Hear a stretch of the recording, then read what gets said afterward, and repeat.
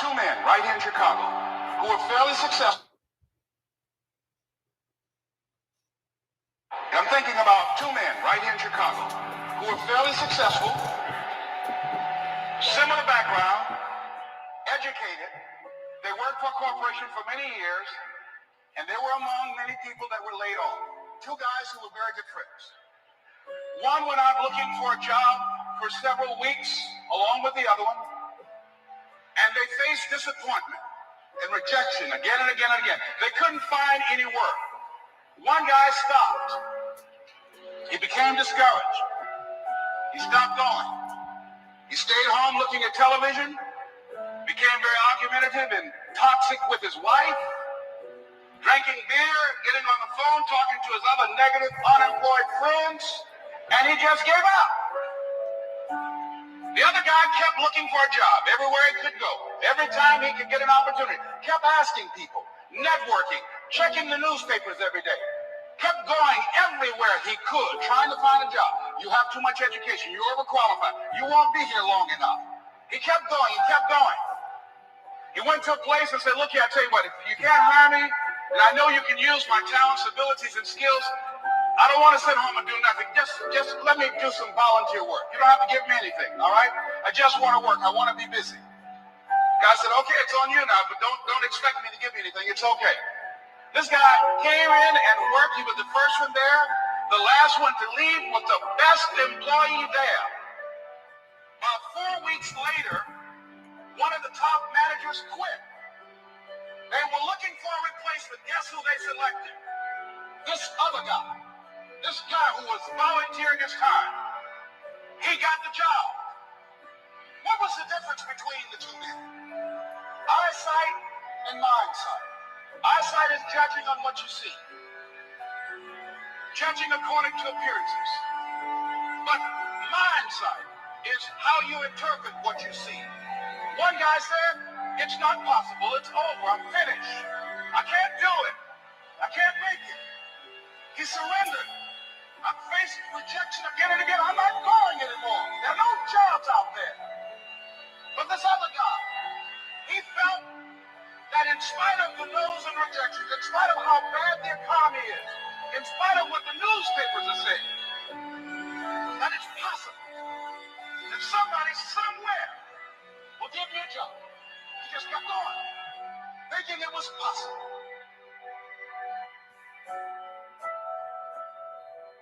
And guess what, ladies and gentlemen? That's what we have to do with our dreams.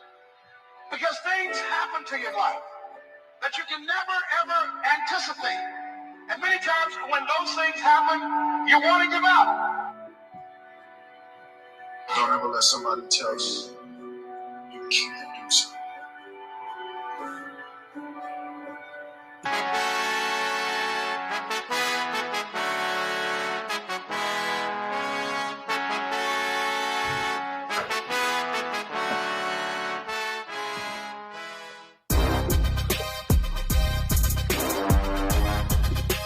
What up? What up? What up, my people?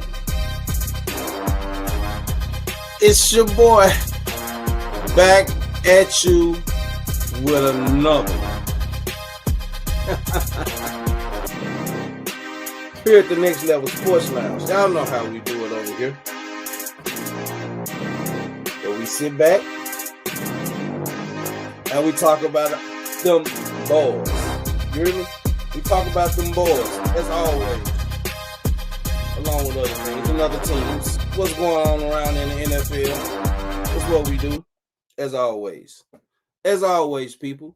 And we have the usual panel here.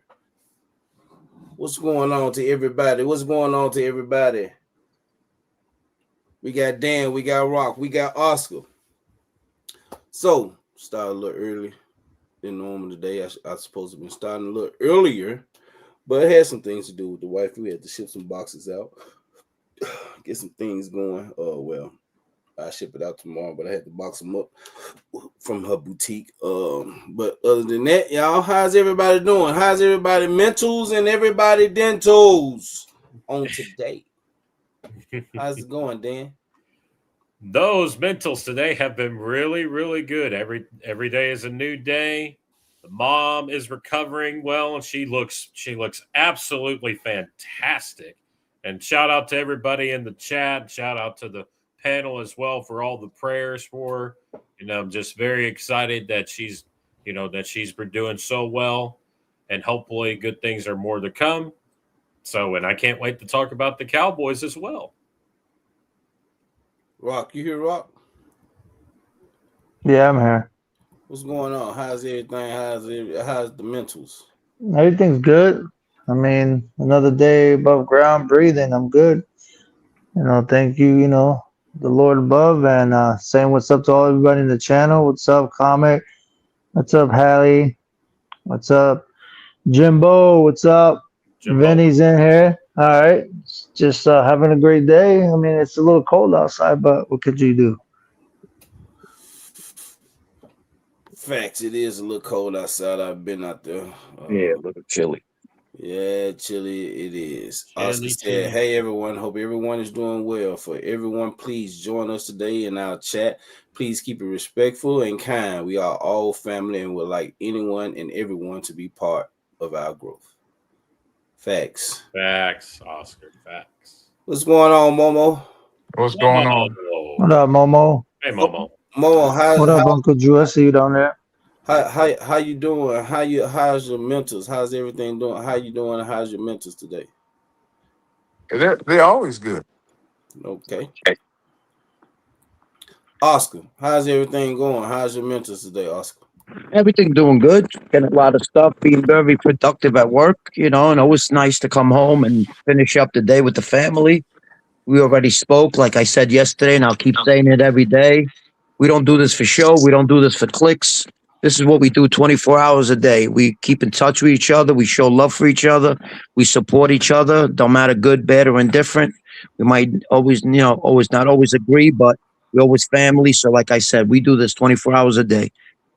And that goes for anybody in the chat. Anybody needs to reach out. We're always here for everybody, not just the people on the panel. So always nice to end the day with family. So I'm in the dilemma. I need $10.3 billion all gonna get put out of my house.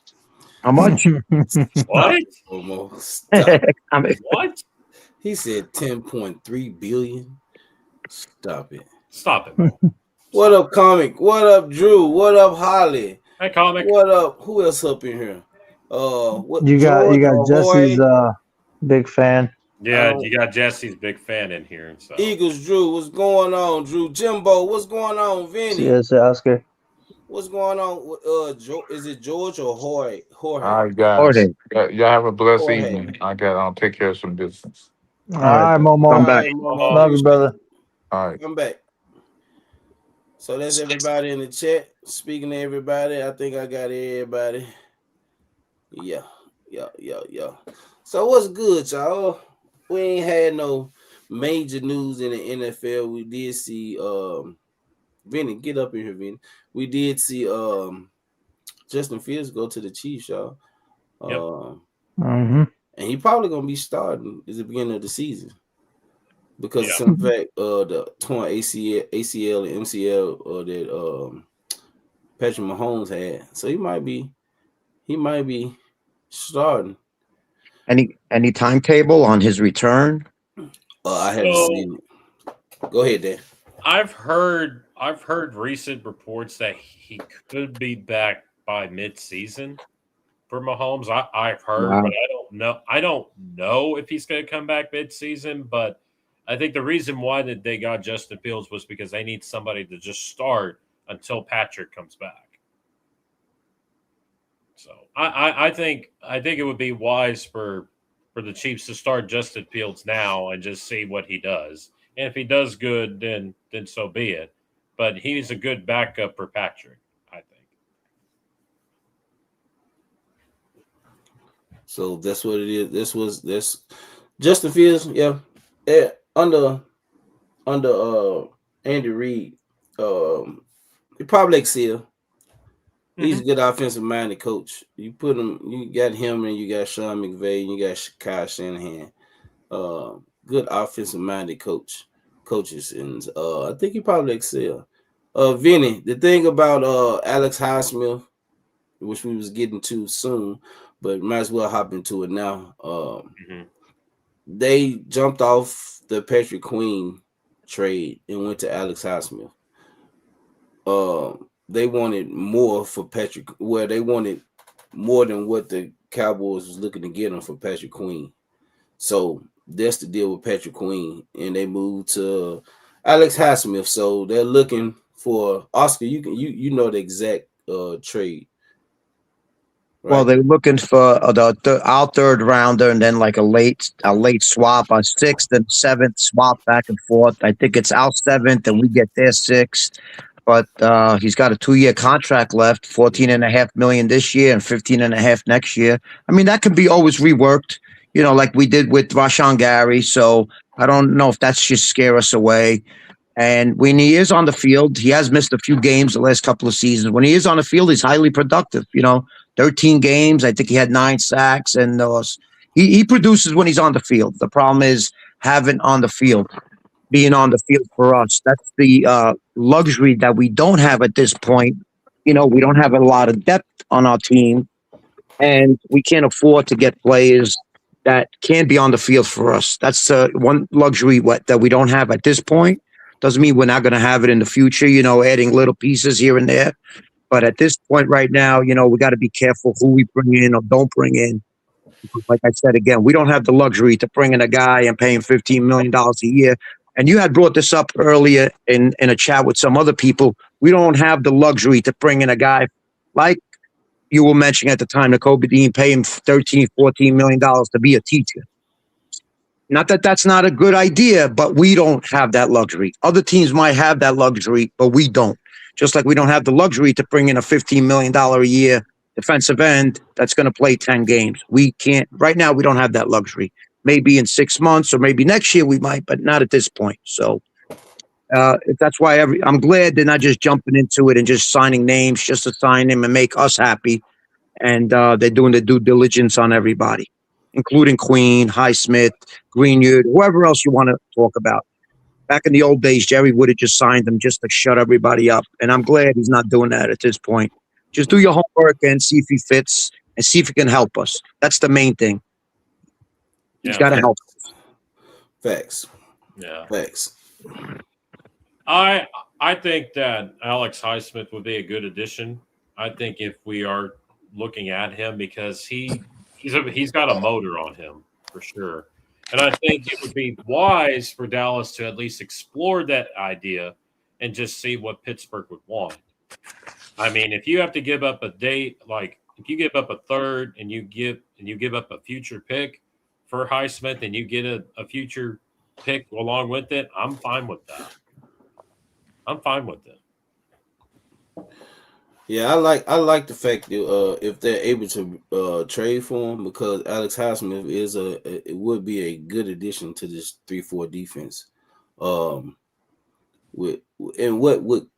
Christian Parker preaches about, for as being smart, know how to hit the gaps, where to be where you need to be. Having him and Rashawn Gary on edge, I think will be good for this defense. So if we was to get Alex Highsmith and then we got Rashawn Gary, then we got the 3 down linemen. All we need to do, like Oscar been saying, that middle linebacker position, which probably will come in the draft.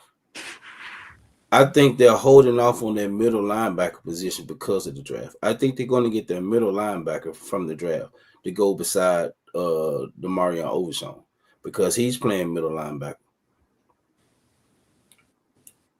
So I think that's their plan. I think that's Christian Parker's plan. What y'all think about that? I think it makes a lot of sense. I mean, if you can get Highsmith or an edge, then all you would need is to fix linebacker and secondary, and you can fix that in the draft. Notice how they haven't went out the middle linebacker at all. They haven't went out the middle linebacker at all. They've been looking at edges, outside linebackers, but they haven't been looking at no middle linebacker. Who we felt they should have got was Devin Lloyd. Right. They didn't even look Devin Lloyd's way. They didn't even look his way.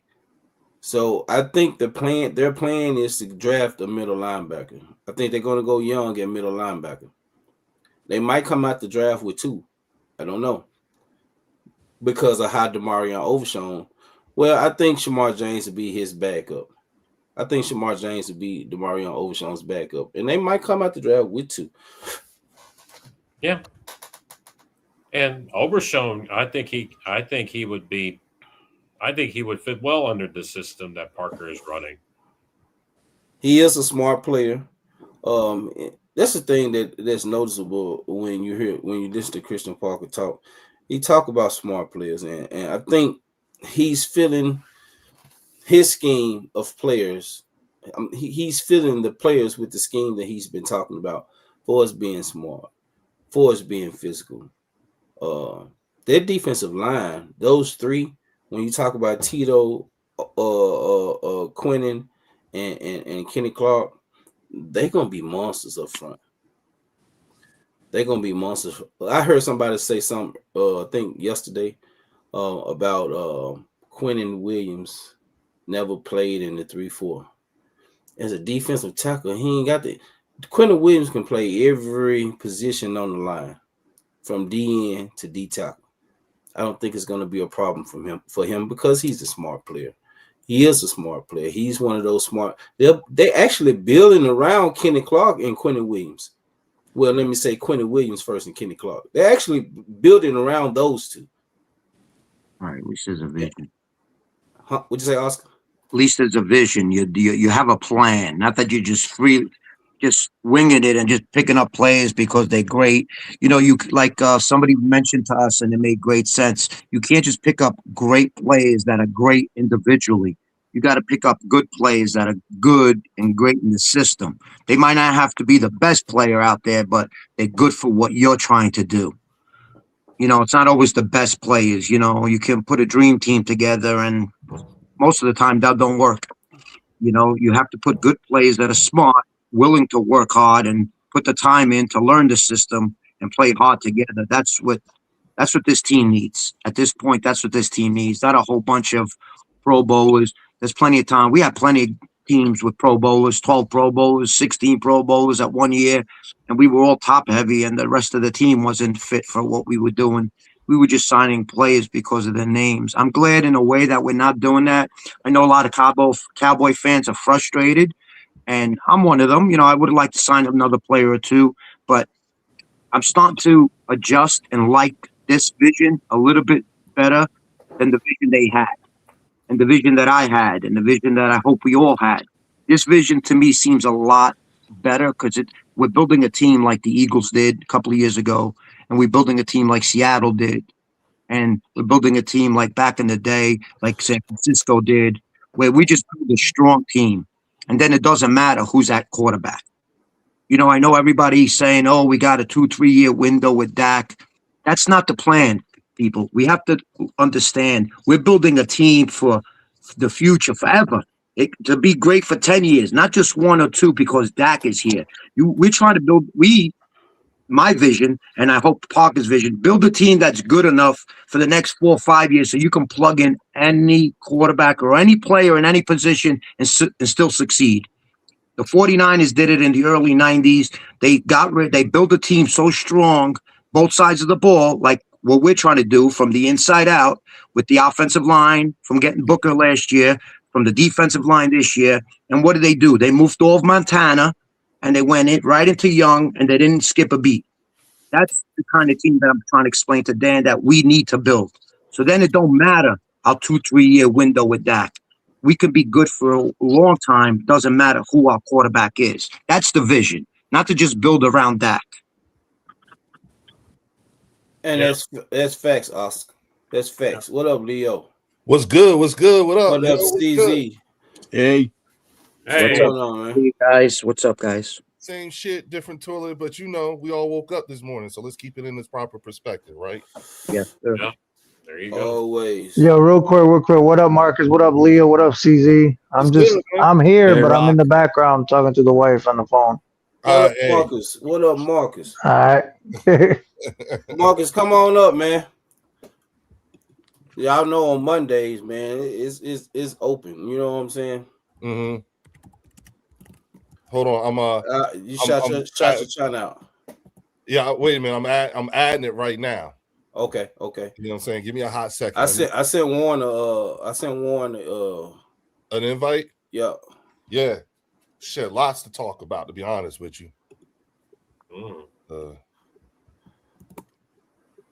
Most definitely a lot to talk about. What the hell?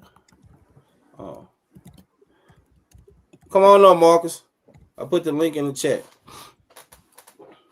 But yeah, Oscar, you made some good points on what you were saying and what's being built and how he's trying to build it. I wholeheartedly agree with you. Like we said last night, and like we was expecting for this shit to change overnight, but then when you put shit into perspective and how he's building, not saying that it can't change, because it can, it most definitely can, but I mean, we just got to be patient with the process. You're thinking about the likelihood. You know Leo, you going live? Yeah. Don't forget your intro. Fuck you, Rock. I knew it. Wow. Yeah. It's the look on Lloyd's face that does it for me, dog. Damn, look at Ocha. He said, "Rock, don't be a pussy whip with that." Yeah, well, he's talking about my wife. I've been married 18 years. I whooped the pussy. No, stop. Hey, man. Hey. Like, you know what I mean? Like a freaking old dude from Friday. What up, Theo? What up, gentlemen? What's good, Theo? Hey, Theo. What's good, Leo? What's going on, Dan? Hey, you know, watching everything that's happening, you know what I'm saying, and just trying to figure out, like, making sense of it all and everything. So, but all good, though. You know what I mean? Yep. So before y'all get to Eagles and Detroit, because I know Leo, you got a lot to say because there's a lot to talk about, and Theo, I know you got some things to say too.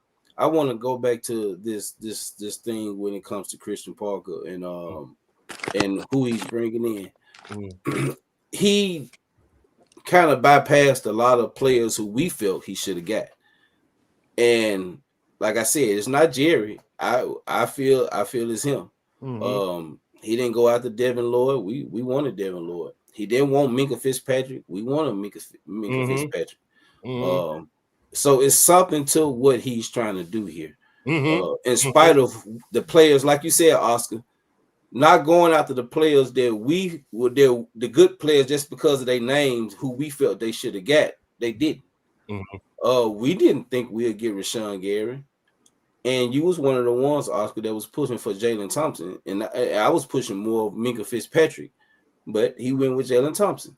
It's a reason why he went that way. It's a reason why he went with Kobe Durant. It's a reason why he went with PJ Locke. I watched film on him today.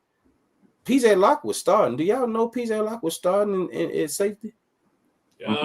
Yes, he was. Do y'all know that Kobe Durant had 3 interceptions in the season and 3 interceptions in the playoffs? Yep.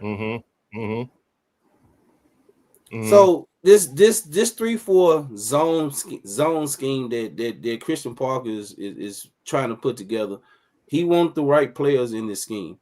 And it's not gonna always be zone. One side might be zone, the other side might be man to man. I watched this shit in Philly. So if this is what he's going to do with multiple fronts and multiple Ds, like, I mean, he want his players. He want his players, not any players. He want his players. He has and that's why I feel, and that's why I feel that he's going to get his middle linebacker in the draft. Yeah, he has it tight, and it's also remember when I said it's about, you know, sowing seeds right now. You know what I'm saying, and then it bearing fruit later on down the road. You guys, none of y'all know what this defense is going to look like. You know, it's all speculation. All you can do is put together who the coaches are, what their tendencies are, and then try to merge them to get some sort of an idea of what this is going to look like. But first and foremost, when it comes to and we talked about this the other night. It looks to me like they're allowing him to buy the groceries. You know what I'm saying? That's what we've been talking about. They're allowing him to buy the groceries. Y'all don't know the ingredients into what he uses to cook. You know what I'm saying? And for now, it's going to require y'all to do, which is an uncomfortable feeling. Obviously, be patient. You just gotta sit back and be patient. Just watch, because yep. I don't. You sitting there. We wanted this one and we wanted that one. He didn't even want none of them. Why? There's a reason for it all. It was the same thing with. It took me a while to figure out. It took a while before I found out it was Christian Parker was the reason why C.J. Gardner-Johnson was gone. Oh, so that's where you see what I'm saying? And I didn't even know that in the beginning. Oh, hold on for a hot second, y'all. Yeah. This is important. So yeah. Anybody, Oscar, Rock, man, anybody got something to say on that, Theo? No, it's a good deal, if you like. Yeah, he's getting his players that he wants. It's not going to be name brand players, but he's getting people who he thinks can work in your system. That's the start. And that's CZ. That's CZ. That's you, right? Yep. Okay. Because I don't see it. To where when you talk, you usually show. But you're right. I agree with you.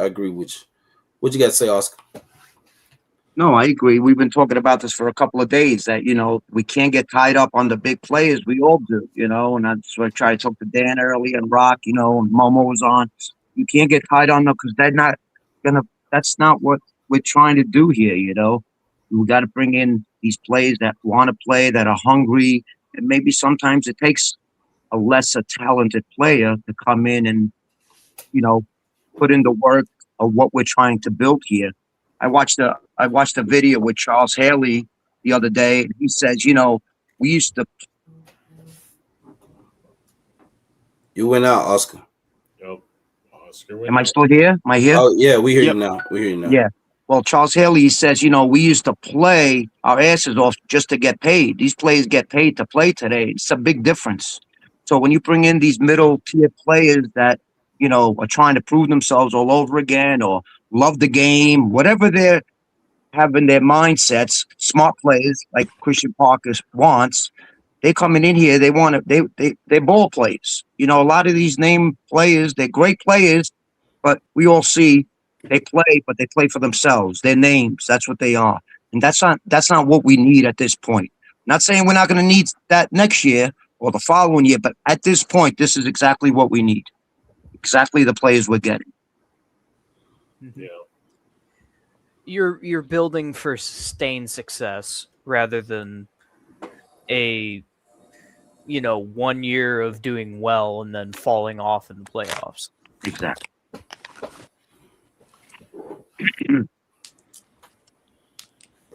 And I agree. Dan, what you got for us? So I'm also in agreement with everybody as well. I think Christian Parker is creating the scheme that he wants to create. And I also think that, I'm still being patient because I still want a linebacker. I still want us to improve the secondary. But the main important thing as of right now is that I think we got to get that edge to be opposite to Rashawn Gary. And I think hopefully that we'll get that person, whether it be the guy we were just talking about or a different player. But I'm seeing the vision of what Christian Parker is trying to create, and I think this vision is a little bit better than what we have anticipated. Marcus, what you got? Marcus dropped out. Yeah, Rock, what you got for us? If you ain't talking to the wifey. Yeah, I'm still talking to the wife, but I'm listening. Yeah, keep talking. I'm listening. Cause she had an hour drive. You know how that is. Yeah. But yeah, like we was talking about, we got to be patient. We're gonna have to be patient, whether we like it or not. What's going on, Linda? What's going on, Joe? What's going on, everybody? But we have to be patient in what he's trying to do. I got you, Marcus. And I want to hear what Marcus got to say too. What's going on, Ultra? What's going on, my guy? Hey, Ultra. And just because we wanted these players, we felt Vinny asked a good question last night. He was like, "So you mean to tell me that none of these players that was out there fit our scheme? They might did fit the scheme, but Christian Parker probably felt as though they weren't smart enough for the scheme because we're not just running a scheme. We're running a 3-4 base defense, but it's going to be multiple. It's multiple. So meaning you got to be able to hit those gaps. I mean, I can't say that they didn't fit it. Christian Parker didn't see them fit it. But you got to somebody. Marcus, you listening to it in the background? Yeah, I'm here, right? Yeah, you hear it, but we hear your TV. All right, let me turn it down. And tell us how you feel, what you feel about. Are you good Christian now? Parker. Yeah. Tell us what you feel about how Christian Parker has been doing in the players being picked. What you feel on how he's building what he's building. Yo, I actually like it because you can't just do it overnight. They're not rushing to sign these high price, free agents on defense. They got to rebuild the defense totally. And what they did, they got players that fit his system. They're not big time names. They're not like Pro Bowlers, but they're all pros. And I think if he continues to do this, we're going to be fine on defense. And then you can add a edge rusher or high price linebacker, whatever. But get the defense right first, Yeah. Yep. Vinny said we have no choice but to be patient. Let's win and build at the same time. I agree. Yeah. We can do that. We got to do something. Well, like I said yesterday, Lloyd, we don't right now. We're in a position where we don't know what we're going to get from Overshown. We don't know what we're going to get from Ravel. We don't know what we're going to get from. That's right. What's the other player? We don't know what we're going to get from Ravel. We don't know what we're going to get from Bland. We don't know if it's Foot. So, but in order for us to go and get all these plays to try to win this, we don't even know what our players are going to be able to do. So let's be patient, see what our own, besides the players we brought in, can do, and then give us the luxury and the benefit of we can go out and fill players. Everybody says we have all this money. Why aren't we spending it? Okay, so if we go out and spend it all now, and Ravel don't work out, and Blaine don't work out, and Overshown don't work out, then what? Now we're going to be in the same position we were before we started the season. So let's not overspend. Let's be patient. Like Marcus just said, be patient. See what we have on the field first. See what product we have, and then give him the benefit of doubt to make the adjustments. Go out and get plays that we need. We'll have the money to go get in June 1st at the deadline next year. Give him the benefit of the doubt to have the money. Not that it's all spent this year on players, just to get players, and let him build his team properly. That's the way they did it in Seattle. That's the way they did it in Philly. And that's the way they did it in plenty of places I've seen them build a defense. Yeah. Not just name brands, just to get players, So let them just do it this way. We have look at the team. It looked like the Eagles defense, to be honest, because they're strong in the middle. Defensive tackles. The secondary is going to get right because that's what Christian Parker does. He teaches secondary, but it looks like the Eagles. It really does. Looks like a model. Leo spoke about that plenty of time. Remember, Leo, you always talk about that. Oh, he on the phone. Yeah. Oh, okay. Yeah, you guys are trying to be like us. We know Marcus. And that's the same. That's the same way Seattle built their defense. The first thing he did when he got to Seattle, he went and drafted a defensive tackle and got one in free agency. Then he got Jones at the deadline from the Rams. And then he got that safety in the next draft and moved up 17 spots to get him. Build that whole middle of the defense. And look how he did it. Yeah. That's the way to do it. Eagles started with Jordan Davis and Dalen Carter. Then they got Bourne and, Mitchell and DeJean. And that's how you do it. So let's let them do it. Let them be patient. I know everybody wants to win. It's been 30 years. But you know what?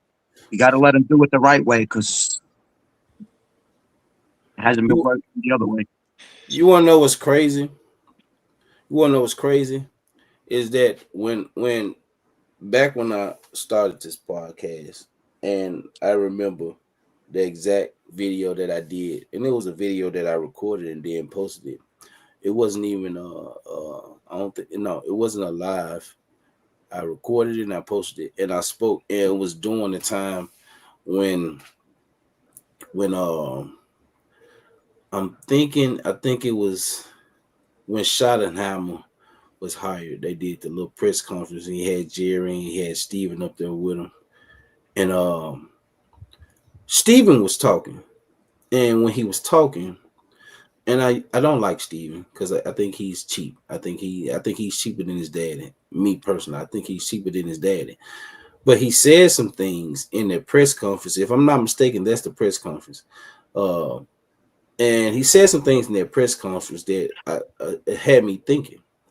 He's like, they've been taking notes from the Eagles. Like, this is what's coming out of Stephen Jones's mouth when it comes to, and he's speaking about the defense. And he's like, they've been taking notes from the Eagles. So when he said that, I'm thinking, okay, what are you saying? Are you thinking what I'm thinking for? Is you saying you've been taking notes from the Eagles? So when they spoke about, and this before Quentin Williams got there, this is even before Kenny Clark got there. This is during the Schottenheimer's interview, and he said they're taking notes from the Eagles and how they built their defense from the defensive line on back.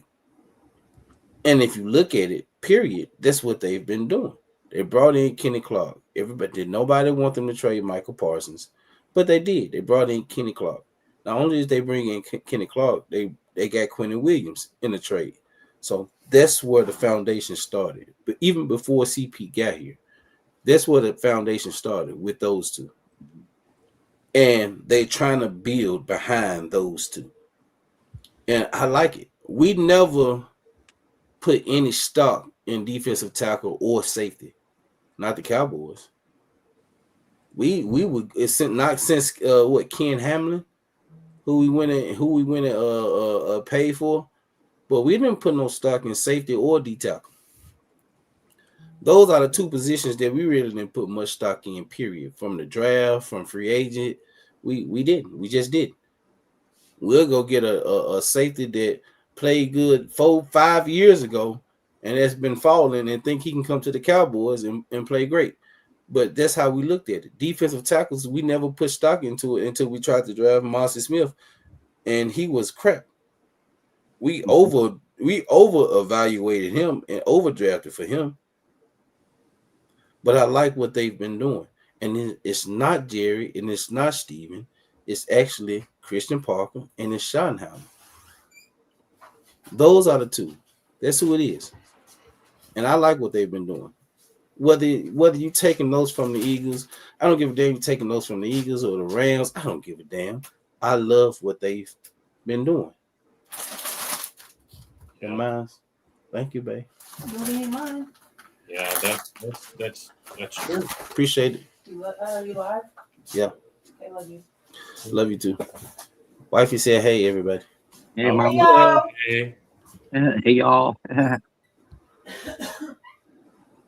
CZ, your gift came in yesterday. Appreciate that. The baby gift came in yesterday. Rocks came in today. Appreciate that from everybody. I love you guys. I hate you, Lloyd. Oh, wow. Even though CZ tried to frame me yesterday, it's cool. It's cool. He did. Yeah, it's cool. But yeah, man, I'm loving what's going on. I mean, to some, it might not seem much with just getting what we've gotten in free agency. But to me, it shows something different for me because this ain't no, the pickups that we got. I think let's go with the least favorite, probably is everybody's PJ Locke. Yes. PJ Locke is, to me, is better than fucking Kenneth Murray. Yes. He's better than fucking Jack Sanborn. Yeah. And he's the least favorite of the pickups we had. So, to me, I'm loving every bit of it. And I think it's more to come. Maybe one, maybe two. I don't know. You got the June 1st cuts like Oscar was speaking about.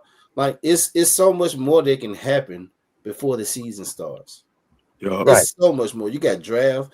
You got the June 1st cuts. It's so much more that can happen. They in talks with Pittsburgh about Alex Highsmith. Like if we get him, that's a major addition to this defense. Yeah. You would have Highsmith, you would have Quentin Williams, you would have Kenny Clark, you would have Tito, and you would have Rashawn Gary on that front side. That's a nasty side. Go get Patrick Queen too. Well, they want too much for him right now. They all want right. to go back off that. We'll get him. Get the price right. We'll get him. Well, if they cut him, yeah, but they're not going to trade a pick. Sometimes you got to overspend to win, man. Like nothing's perfect, you know. I'm not saying to spend too much for a guy, but sometimes you just have to go get him, man. If you want to win a championship, Dak ain't getting no younger. They want a day 2 pick for Patrick Queen. That's way too high. But it ain't just Queen. It's like other guys. We always say like we want guys, but then even our fan base is like, well, it's too much to give up, this and that. Sometimes you might have to just do it, man. Just This you know what I year's mean? draft picks, yeah, you should definitely give them up. Stand. At least one key guy. You know something, Marcus? I agree with you. I agree totally with you. But can I say something? And this is not just rebuttaling what you're saying. You're right. But at this point, we're not that player away. If we were a player away to make this defense top notch and go all in this year, then I agree and go and overspend, pay double, whatever it takes. Like when we got Haley, or when we got Dion, we overspend on Dion, we overspend on Haley, but we went and got. You know, I'm agree. I'm the first one that brought up Queen. Nobody's worth the money, man. Aaron Judge getting paid. Everybody talked me out of ain't it. worth that money. None of them guys, even like the Eagle guy, Jordan Davis, he's not worth that. He's the highest paid defensive tackle in the history. But sometimes you got to pay to keep a guy. Sometimes you got to pay to stay relevant, to be great. And the defense of the Eagles is still great because they got a good up front, guys up front, and then the secondary. But the Cowboys want to be on par. They got to I don't know. You got to go out and get somebody, man. Go get Patrick Queen. If you got to give up whatever, do what you got to do, man. Because you don't know how these draft picks going to turn out. That's a crapshoot. This is you know what I'm saying? This is Christian Parker's first year. So I think he's trying to be smart. But I'm being patient. In his move. Yeah. Yeah, he's trying to be smart with his move. Yeah, be smart. So if you're gonna give up a day 2 pick, would you give up that day 2 pick for Patrick Queen or No. Alex Highsmith? No, I ain't doing that. You said day 2? Yeah, that's what Pittsburgh want for Patrick Queen. What Pittsburgh wants. So they want what, a third rounder then, right? A second or third round pick. Second or third. Yeah, I'll give up a second or a third. Hell yeah. In a heartbeat. For In a him, heartbeat. Even though he played ass last year, would you take him or would He you was a take good Alex? player. They had no defense. They couldn't do much on that. They had no secondary. Patrick Queen was better when he had other players around him. Like Oscar said, we're not a player away. We need players. Yeah, you need players. away. We need players. Patrick Queen was better Hey, when he listen. had players around him when he was in Baltimore. I still would rather get an edge rusher though. Right. So that's what I'm saying. That's With more Alex important Smith, even than Queen, because if you don't get to the quarterback, we're gonna get toasted again, bro. We ain't got no like big time pass rusher. That's why they're not trying to get Queen no more. They're trying to get Alex Highsmith. But you can get both of them. You get Queen and Crosby if you wanted to. What up, Marcus? I'm sorry, y'all. But still, Leo. Hey. Crosby is the guy you want to get, man. Like in my opinion, you got to get him, bro. If you want to beat the Eagles, you want to beat like these top tier teams like the Rams. Rams gonna smack you around again. You better go get what you need to beat a team like the Rams, beat a team like Detroit. Cowboys ain't doing it with these mediocre pass rushers. Shopping at the damn Dollar General for them, man. That's how. You gotta just sometimes. That's why I say you don't spend totally, but sometimes you gotta go get that one player, that one guy. Like I said with Jordan Davis, they said, "Yo, we getting this dude. He may not be worth it. We'll worry about Jalen Carter later. We got to keep him." How much money do y'all have now? Cowboys being cheap again. That's what they do. We have about $20 million in Yeah, cheap. Yeah, you're at 20 mil. Yeah, but we can get more. We just didn't we didn't restructure everybody. Yeah, I was about to say because we didn't do Williams. We didn't do a lot of that. I kind of see the same argument here in Detroit The argument being that you want an edge rusher, but you want a competent edge rusher. Right. Take a look at Jalen Phillips. Jalen Phillips, by any measure of the word, was not the best pass rusher. He wasn't, top 15, top 10, but he is a competent edge rusher. He knows his role. Yes. But look Yeah, a at lot what of he pressures. just signed for in Carolina. Yes. 4 years, $120 million. That's $30 million, You don't want to do that. a year. Yeah. Competent edge rushers, even though they're not in the top 15, top 20, top 25, are going to have to be a significant cap investment. So I firmly believe that the Cowboys have the money to pay an edge rusher who is competent at that position. Yeah. The problem is are you comfortable forking out that much dough? Because Crosby, who is a top tier, he's going to want 45 a year. I mean, look at Hutchinson. He's 45 a year. I'm just saying, Marcus, I think you have merit in what you're saying. I just think you need to be cautious and you need to be smart about getting that pass rush. That's why I said I'm patient with it, man. Like what they're doing. But eventually you're gonna have to spend. You can't just be like, all right, we gotta wait, we'll just build this. You can't build no more. Coaches leave every year, players leave every year. You should be trying to win every year. You got Dak, he getting older now. But Marcus, I was in denial of it. I was like, damn. Also, you can't just bring in any defensive end because their end is playing outside linebacker. Too. No, you want a premier rusher. I'm guy saying, that can get you something. But that defensive end is also the outside linebacker in the 3-4. Yeah. Right, So right. He's playing like an end. So you got to be able to bring in a player that can play both positions. Right. You got to be able to play the defensive end position, and you got to be able to play that linebacker position. That's right. Sometimes that linebacker is dropping back in coverage. You're right. So I think that's why they wasn't pushing for Trey Hendrickson. So I want to add on to this what Boyd said. If you remember what Mike McCarthy said when he got here, he always said position flexibility is a must. Yep. That's the most important thing for a roster. Like, for example, remember when Dan Quinn was here? Marquise Bell was playing safety, and he moved him from safety to linebacker. And look how that turned out. He actually was pretty decent. But again, position flexibility is very important when building a roster. It's very, very important.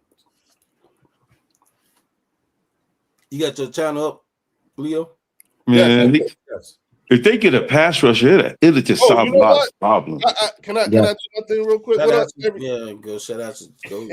up, everybody at the Bird section? It's your boy Leo. Hanging out here with the Next Level Sports Lounge. I got my man Lloyd, Dan, Marcus, Theo, Rob, CZ, Oscar, everybody in the building. Please, while you are here, make sure you hit the like and subscribe button.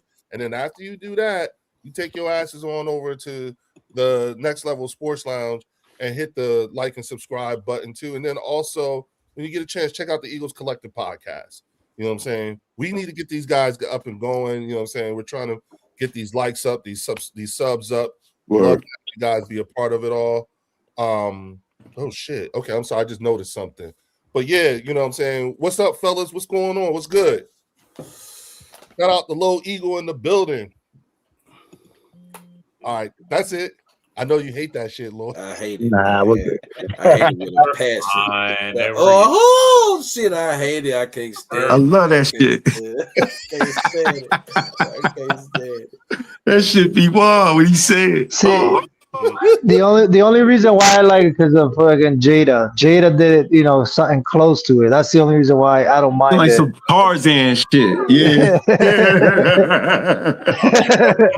Tarzan, blunt it out. Yeah. I like looking at Lloyd's face. Hey, as soon as I see his hand going up like this, I already know what the hell he feeling. Oh, hell no, I don't want to hear it. Don't want to hear it.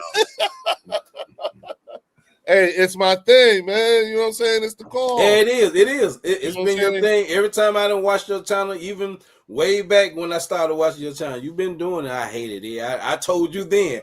I hate that damn sound, bro. I hate it. Hey, you know what? I keep it up, but man, my man Angelo, an old co-worker of mine, who's now passed on, you know what I'm saying? Real good dude, you know what I'm saying? Really good dude. He was the one that used to do that because he would, whenever our shift was over, he'd be like, you know, first shift, which means it's time to go. Like, let's go, like we out, let's go. Time to go home. Yep. Every time he did that shit, we would laugh our asses off, grabbing our shit and leaving the building. Time to go home. You know what I'm saying? Oh yeah. So I do that, my man. To my shout out to my man Angelo Price, man. I miss you, dog. R.I.P. You know what I'm saying? But yeah, that was fun. You know what I mean? That's where it came. That's where it came from. And I know it gets on your fucking nerves. So yeah. It's gonna stick though. Like once you start doing it long enough, it be part of what you are, like your show, your channel. You know what I'm saying? Yeah. Well, I'm hoping by the time we get down to Texas, to AT&T Stadium for the game. You know what I'm saying? And we tailgate. That's what you hear in the parking lot. Hell no. Hell no. You ain't gonna hear that shit in the parking lot. No. Hell to the fuck no. Hell no. Oh yeah. You know what I'm saying? Because I know Lloyd and I know Warren and the collective and Scott and Jay. Yeah, at the Eagles Collective podcast, I know they're gonna hold me down. You know they down there already, right? Leo in Texas. 3 out of the 4. 3. And Jay up here in Jersey. Yep, Jay. Jay up here. Actually, I think he told me. Right? Yeah, he by me. I told him. I said we gotta hang out. We gotta chill one day. Go have a beer, just hang out. You know. You know what? I'm not opposed to that, bro. I'm not opposed to that at all. It's kind of crazy right now because like, hey, Marcus, it was snowing just a few days ago. Now it's like almost 70 degrees out this bitch. It's crazy. Like Unbelievable. This is the type of weather that get people sick. It get you sick, man. Tomorrow supposed to be like really cold. Yeah, it's gonna be freezing tomorrow. Yeah. As the advanced weather service of the bird section, that shit ain't gonna last. No. It's 28 here. Wow. It's cold here. It was cold today.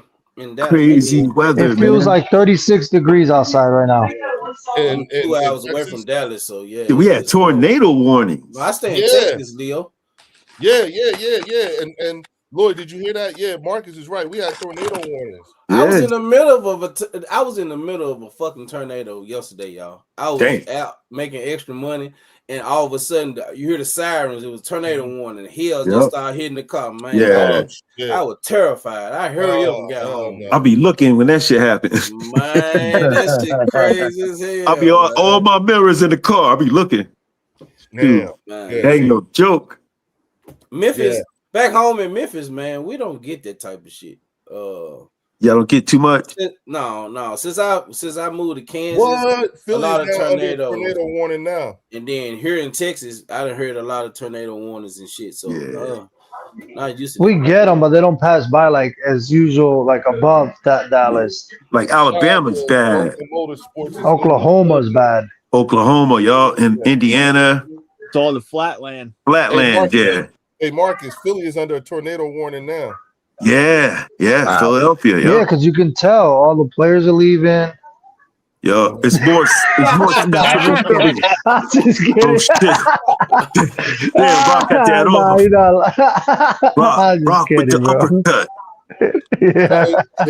It's all gravy. It's all gravy. I mean, you already heard what Vic said, so it's like, why not? You know what I'm saying? He was like, yo, Vic Fangio told everybody yesterday, we're the farm system for the league on defense. You know what I'm saying? I said that. Yeah. Well, technically, Georgia is. You be taking all the Georgia players. Yeah. Hey, Lil, I said that when you was on the phone. I said the Cowboys are building their defense similar to the Eagles because Quentin Williams and Kenny Clark is similar to Jordan Davis and Jalen Carter. Right, and then the secondary, it's going to be built because you got Christian Parker. Yeah. So it's like a model defense. It's like the model. And one thing about the Eagles, what they lost, Hassan Reddick. When he left, Man, that hurt the team because he was a premier pass rusher. No. Josh Sweat came and filled in. He did good too, right? But I mean, like Reddick was like a specialist. He just didn't want to tackle. That's why he got in pay. Remember coverage. Remember when Hassan when Hassan was on the team. Remember, we had 4 players on defense who had more than 10 sacks. Yeah. 70 sacks that year. Yeah, and Hassan was one of 4. And that's what happens when you got talent like there around you. It's always who you gonna block. Yeah, it's always one of those things where, you know what I'm saying, because I said this before, because people keep asking, you know, like, y'all lost a lot of players, and it's like, yeah, what year didn't we lose a lot of players, especially on defense? Because the same thing, like the same questions and everything was said when Javon Hargrave left. Remember that? You know what I'm saying? And nobody was really paying attention to Milton Williams. And I remember kept telling people, yo, look at Milton Williams. There's something about these dudes when they get into that first year of eligibility for a new contract, they start playing they asses off. Man. Sure enough, Milton Williams was the one. You know what I'm saying? Yeah. What I heard about Milton Williams, he's good at defensive tackle. He's good at rushing the passer, but for stopping the run, he's not as good at stopping the run. But here's the thing though, Lloyd. Go back and look at the film, you know what I'm saying, at least for the last 3 to 4 years, right? At that defensive tackle position, the one thing we always had was we had a real nice rotation of players. Right? Mm-hmm. You know what I'm saying? And each and so when these players get plucked from the team, really, it's that, like, that's why I keep saying we're not devoid of talent. It was the rotation. Yeah, your depth was the rotation compromise. Yeah. So, but the good thing was that it's always one of those things where we could always draft a guy to come in. You see what I'm saying? Yeah. And just plug him into the role, not be a starter, but first 2 years, you're just part of that rotation. Now, here's the thing: being a part of that rotation means you're going to see the field a lot. And that's why everyone's so proud of Jordan Davis, because you could look at his face and see how much work he put in. He put in years, you know what I'm saying? He got his body right. I saw that. Body right, yeah, Marcus. He was working on like getting his body right. But then it wasn't until last season, and I heard him talking on Hard Knocks and everything, you could hear the maturity coming in. Like you could tell, like, and you could tell by the way he talking and everything, you know exactly who poured into his ass. Like, damn, he sounds just like Fletcher. The way he talked. And he hung out with Fletcher a lot. They probably still chill. Probably work out together. Well, Fletcher hangs out. That was his big brother there. Well, apparently, you know what I'm saying, it from what I know just from being here and everything like that, a lot of them guys just you go up to the NovaCare complex and they there. You know, Jason Kelsey lives on the main line. Kelsey's always in the area. Always in there. You know what I'm saying? And they're like, you know, part of it is, you know what I'm saying, you know, sometimes guys just have a hard time with transitioning and they just need familiar surroundings and stuff like that. But they also talk about how when these guys come back and they're there, you know what I'm saying, they are just, they're there and they're coaching these guys up. And they're just liking it to like the way, you know how it is, like with the way the University of Miami does it. When their alumni come back to the school, they jump in and help out with the coaching. They're there helping out with assistant and all that stuff. Yep. Like they ain't just standing big fraternity, around. They ain't just standing around looking right down there, right there. Like that, yeah. Now, that's not to say that we're not going to miss guys like Nakobe Dean, you know what I'm saying? Because if you just, you know, shout out to Big Play Slay for retiring too. Shout out today, y'all. Bill's tremendous career, and he got a ring. Thank you, Slay, for your service. Thank you for everything you bought. Yeah, he read the Detroit Lions too, right? Yep, and you know, you hear the guys on our team when they talk about, that's the name that keeps coming up the most is Darius Slay. They always say, you know, and that's learn a lot. That's on both sides of the ball. You know what I'm saying? You know, C.J. Gardner-Johnson, you know what I'm saying? He calls Reed Blankenship his young bull, you know what I'm saying? That's his, because he poured into him. Them the ones Darius Slay, same thing. You know, like these the ones we poured into. Like you got to step up. I ain't here no more. You still got to step up. And they're all real tight. They're all real tight. You know what I'm saying? So it ain't like there's no love loss or anything like that. It's just, Brandon Graham. You know what I'm saying? He's still, like they call him the OG. He the unk. You know what I'm saying? So these dudes, it's not like when these dudes. They all good dudes too, man. Like they ain't got no Micah Parsons out there trying to be this and that. You know what I mean? But Jalen Carter, I'm concerned about him somewhat with his maturity, right? Because he could be either Reggie White or Albert Haynesworth. It's gonna go one or the other. He's got to decide if he really wanted it or not. And then he's young. I also think that's why they kept that. Why, like, one of the biggest reasons why his success at this point, to me, you could attribute it to the coaching of Clint Hurts and the mentorship of Jordan Davis, because you got to understand from like it was the way it went, right? So N'Kobe Dean was the unk of the whole crew, because that was who he was at the University of Georgia, right? And then right up under him was Jordan Davis. You know what I'm saying? And then Jalen Carter, Keely Ringo, Adoree, and all them, those were the youngins. You know what I'm saying?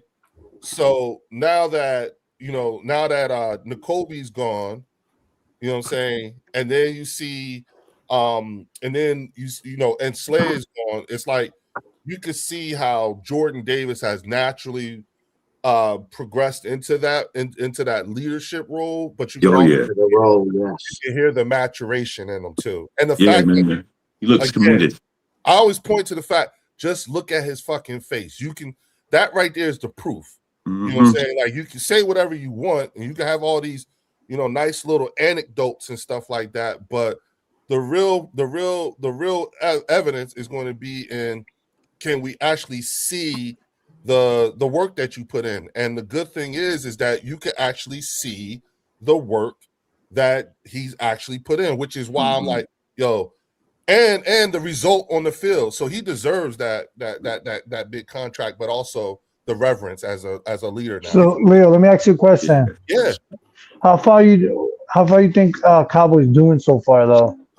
I said as long as and it appears to be, as long as Jerry lets Christian Park CP buy the groceries, you know what I'm saying? And to be honest, Leo was pretty supportive in the chat last night.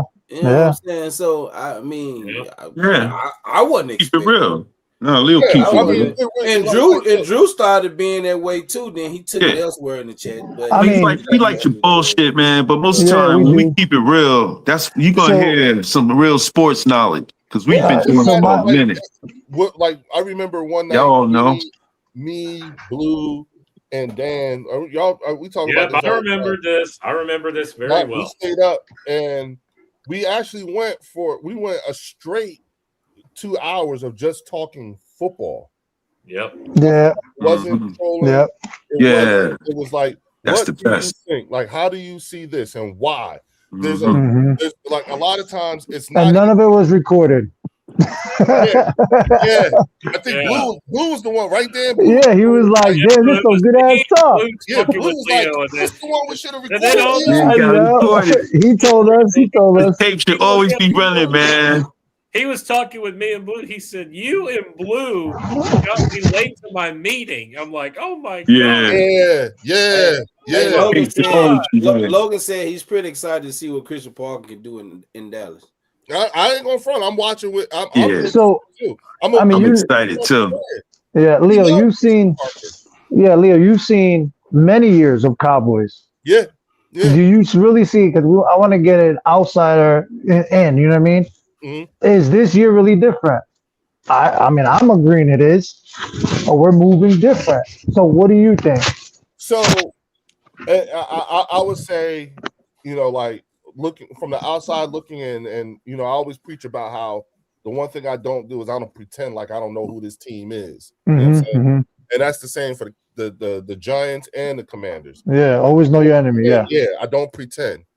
On the outside looking in, I'm looking with cautious eyes. And the only reason why I am like this is because y'all still got to deal with Jerry Jones. Yeah, that was my whole point.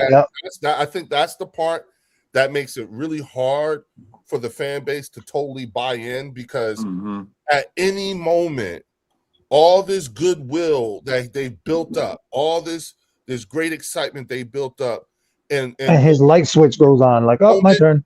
Yeah, in a quick moment, Jerry will insert himself and fuck the whole thing up. But so far, it seems like Christian Parker is the one doing the cooking, though, right? Jerry letting them cook, and that so far part, that's the operative phrase right there. And it look like he letting them buy the groceries. But we gonna enjoy it right now while we think while it looks like he's cooking. So and that's our job as fans, right? We have to be patient and enjoy it. The second part to that is, because of all of that, is how I believe Cowboy fans have tempestuous hearts.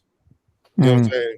Because y'all, what it is y'all want this to happen, and you want this to work, and you want this to go down real fast, only because it'll beat Jerry before he could fuck it up.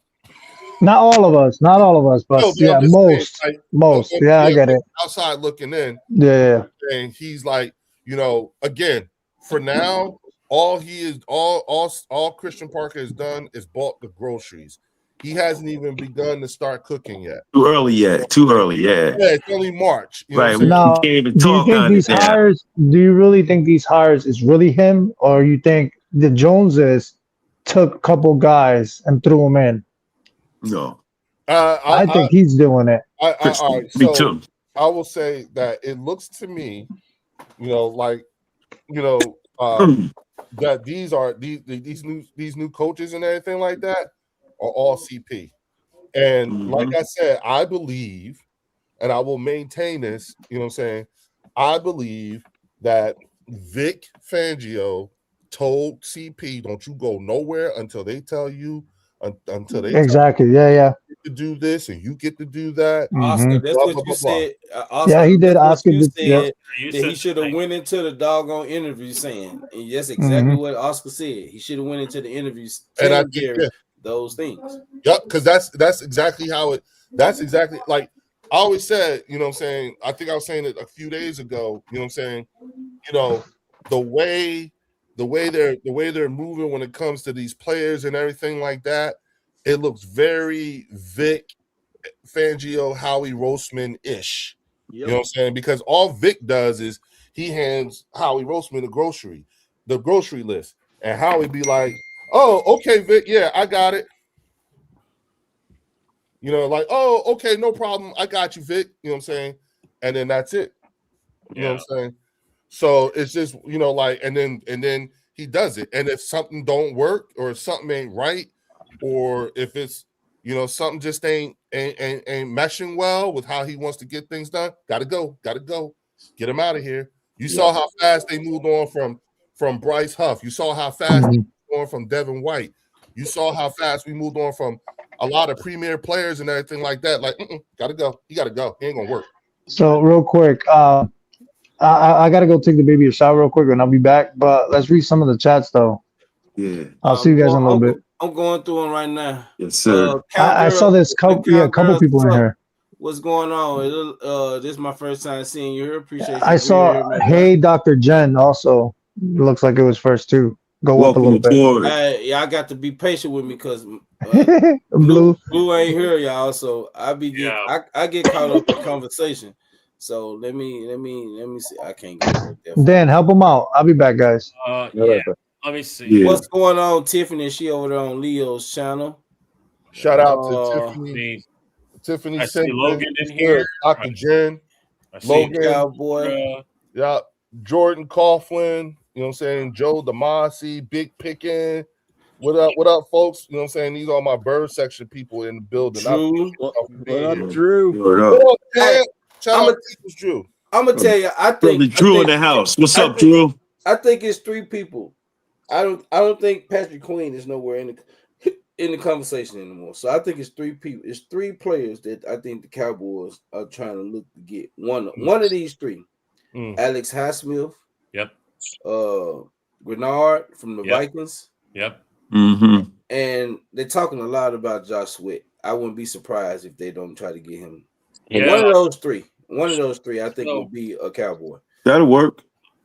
I like this idea of Josh Sweat because I feel like he knows a little bit about the system that Christian Parker is doing because I'm so glad that Leo is here because that way I can ask him about the Josh Sweat idea because I remember one of his seasons, I think he had 12 and a half sacks that one season with the Eagles. Well, he did speak about Josh Sweat earlier.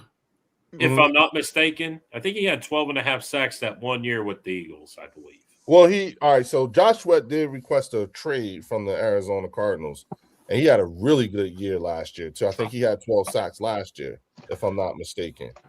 Yes, I don't know, and here's the thing. You don't really know what a player, you don't really know if a player would fit the scheme until they actually acquire that player. You know what I'm saying? Because it could be a scheme thing. Now, in terms of the connection between Josh Sweat and Christian Parker, you gotta understand Christian Parker had nothing to do with the defensive line or the calls or anything like that when he was here. He was our secondaries coach. Yep.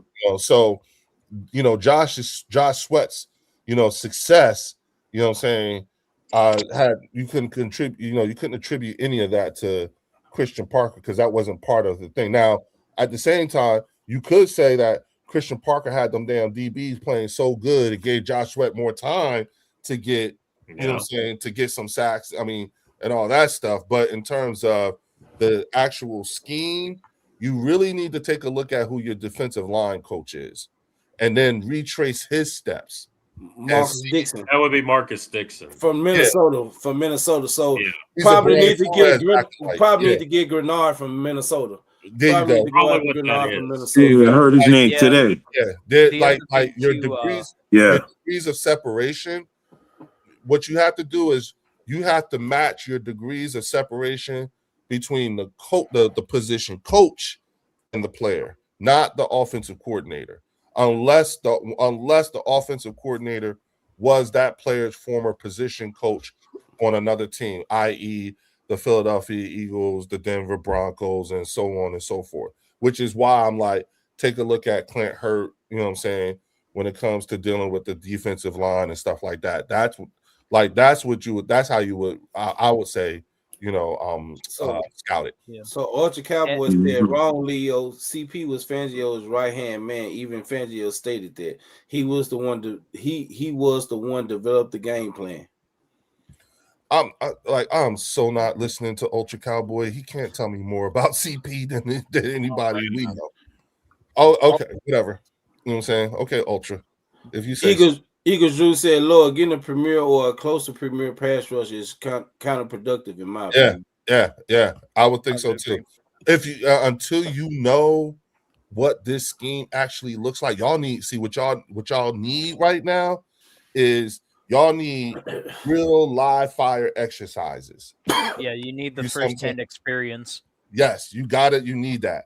In order for you all, and I'm talking about the fan base, in order for y'all to make a proper assessment, y'all actually need to see this. Yeah, thing. we would need to see the preseason games. Exactly. That's how I knew. That's how. To be honest with y'all, I'm gonna tell y'all. That's how I knew Seattle was gonna have a good defense.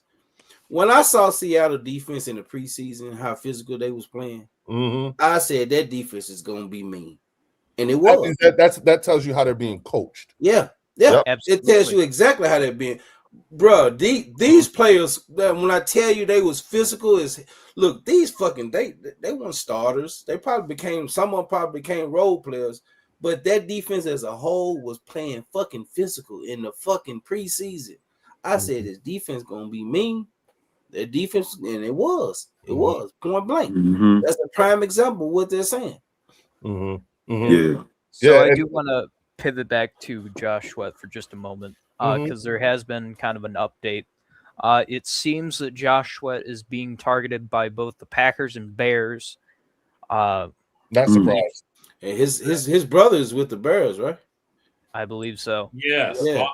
Montez Sweat. Montez Sweat with the Bears, yeah. Yeah. Yep. That makes a lot. So if you were going to move on Josh Sweat, if CP wants to, of course, because, it is him kind of directing the show, he would need to move quicker than he's moving in order to get Sweat. Hey, Leo. Hey, good evening, guys, first of all.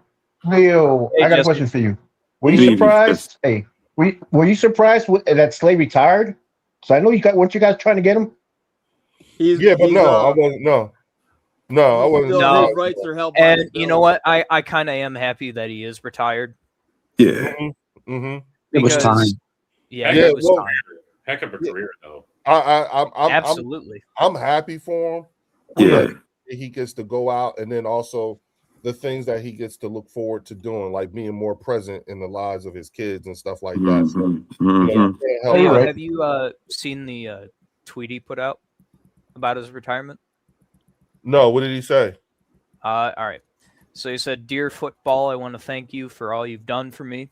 I'm blessed to play the game I've loved since I was 5 years old for an amazing 13 years at the highest level. Football was my peace, my joy, my everything. This game put me in a position to help take care of my family and loved ones, and I'm forever grateful.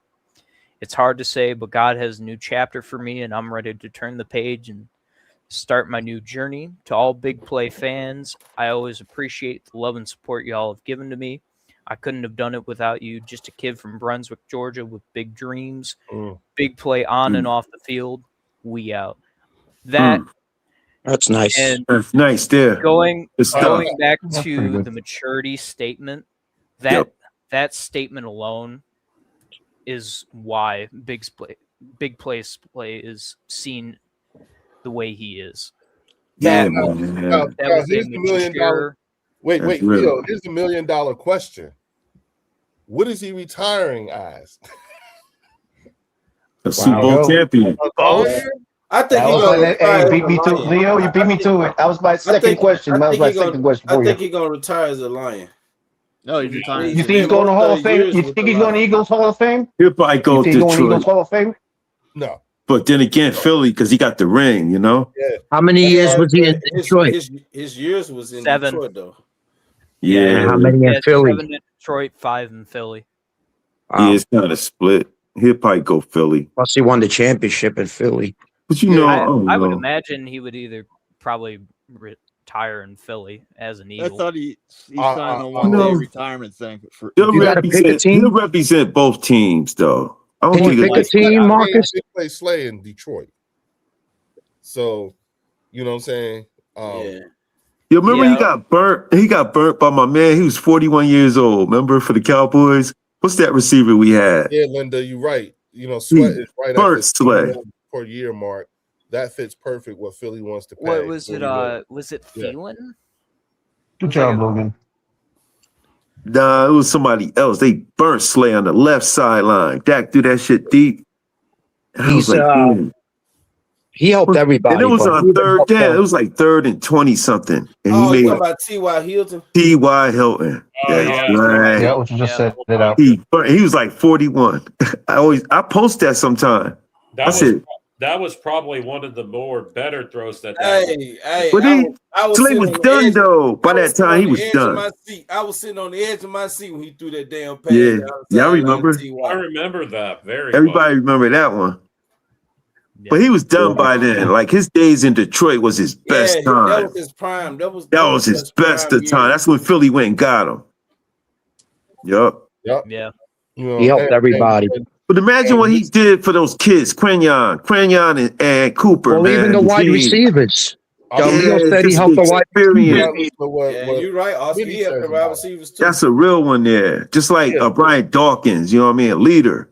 Yeah. Well, I mean, Wolverine that was the real one. The name that's consistently said BD. amongst the wide receivers and the DBs, the youngins, is Slay. Like, yo, he taught us how to be a professional. He taught us how to watch film. He taught us about, you know, the things that we need to do to perfect our craft and all that stuff. And those guys are, you know, are forever grateful for what he's done. And listen, they in turn do the same thing. So it's you know, like the reverence in which they speak of Slay at some point, you know, Coop and Quinyon and them, someone's going to be talking about them in that same manner. You know what I'm saying? Making sure these guys are ready to go and know what they're doing and stuff like that. So I like that. You know, that is how you know. And you need it. A good going on. And you need it more in football than the other sports. I feel like a leader. Yeah, well, baseball, man, you don't need a leader. You hitting the ball. Basketball, forget about it. Them guys just sit out too much for me. But the NFL, you need to have that Ray Lewis in there. You know what I mean? You know, Reed. You need guy, and it worked for them. They had one at linebacker and the secondary, so two different areas of the team, which was beneficial. Ultra said Slay only one All Pro, not a Hall of Famer. Wilson 3 All Pros is still not a Hall of Famer. Safeties are getting overlooked for the Hall of Fame big time. Yeah, Darren Wilson should be up there. Kissing my boy Darren Woodson. Darren Wilson should be up in there. Disrespect right there. He started that shit with the safety come down and play the slot. I'm blaming Tony Dungy. Hey, all I know is it's longer than the shit out of Eric Allen. They say he's the reason why Bill didn't get in. They said Bill. That, Leo. That was Bill Foley and Marcus. It was Polian too, but it was more than one. It was more than one. The amount of time it took was a crime in of itself. Yeah, it never should have taken that long. You talking about Eric Allen, yo? Yeah, Eric Allen deserved to be in the Hall of Fame. Years. Yeah, you either in or you're not. Right? You either in or you're not. And it was like, yo, because his numbers was better than some people in the Hall of Fame. And the numbers ain't gonna get better year to year. The numbers are there already. So what's the problem, right?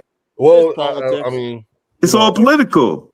Well, you know, and that's why, like, again, it's and that's one of the examples that I use when I say, you know, like, I don't think if Jalen Hurts was to throw for 5,000 yards, 50 touchdowns with 2 interceptions and did it 5 years in a row, he would never be the NFL regular season MVP. Only because the people who vote for MVP were the same people who said all those things about him when he first got drafted, that he should be he should be converted to a wide receiver. He's never going to win a Super Bowl. At best, he'd be a competent backup QB and everything. If they were to vote for him to be regular season MVP, it would go against their word that they already put out there, and that would be that's the problem. So it's now become a political thing. You know what I'm saying? What's the solution? What the solution, Leo, is real simple. A group of your peers choose you in there, players and whoever's in that Hall of Fame. They have the vote. None of these reporters, half-ass reporters, and these jerk-offs. Because they make it personal, right, Jesse? They make it personal. Arthur said exactly. Arthur said that Darren Wilson is not an All-Pro. And that's why Hall of Famer. Listen, he said it's not a Hall of Famer. He had 4 All-Pro seasons. No, Lloyd, and he got 3 rings. Lloyd, listen. He's definitely. There are some things there are things that are said that just beneath you, and what you don't do is you don't need to respond. You don't need to dignify some of the things that people like Ultra are saying. When you respond to it, you give it power. You understand what I'm saying?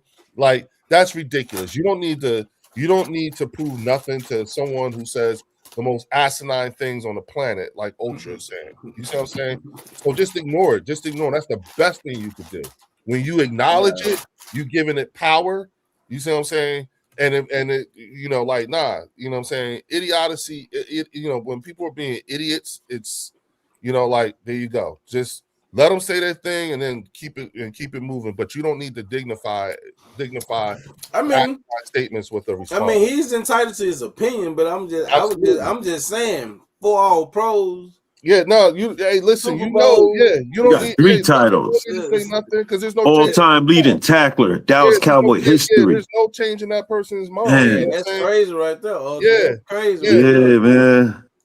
Crazy There's- work. Yeah, there's no change in their mind. So why even sit there and dignify? He's part of a dynasty. Like he was one of the best on your defense of a dynasty team. He started the safety coming down, playing in the slot. Wasn't no safety Yeah. doing that before Yup. him. He's one of the first ones to do it. Yup. Mm-hmm. So You that's know, a whole fact. Yeah, it's mainly just dog whistling. That's all. You know what I'm saying? Rage baiting, the whole 9 yards. That's what they're really. He'll get in though, but they're gonna What's do him going like on, your Zeke? boy. Zeke, this is my first time seeing you here, man. Appreciate what you up? being here and supporting the channel. Yeah. And for those who don't know, Drew Diaz, appreciate you being here. Y'all should go check out the bird section, subscribe, like both channels, y'all. Mhm. Like both Absolutely. channels, y'all. We Please got do. 45 people in here, y'all. Hit We them got likes. 18 Yeah, likes. those Get them like likes up, people. y'all. Come on, y'all hit them likes, man. We ain't got all day.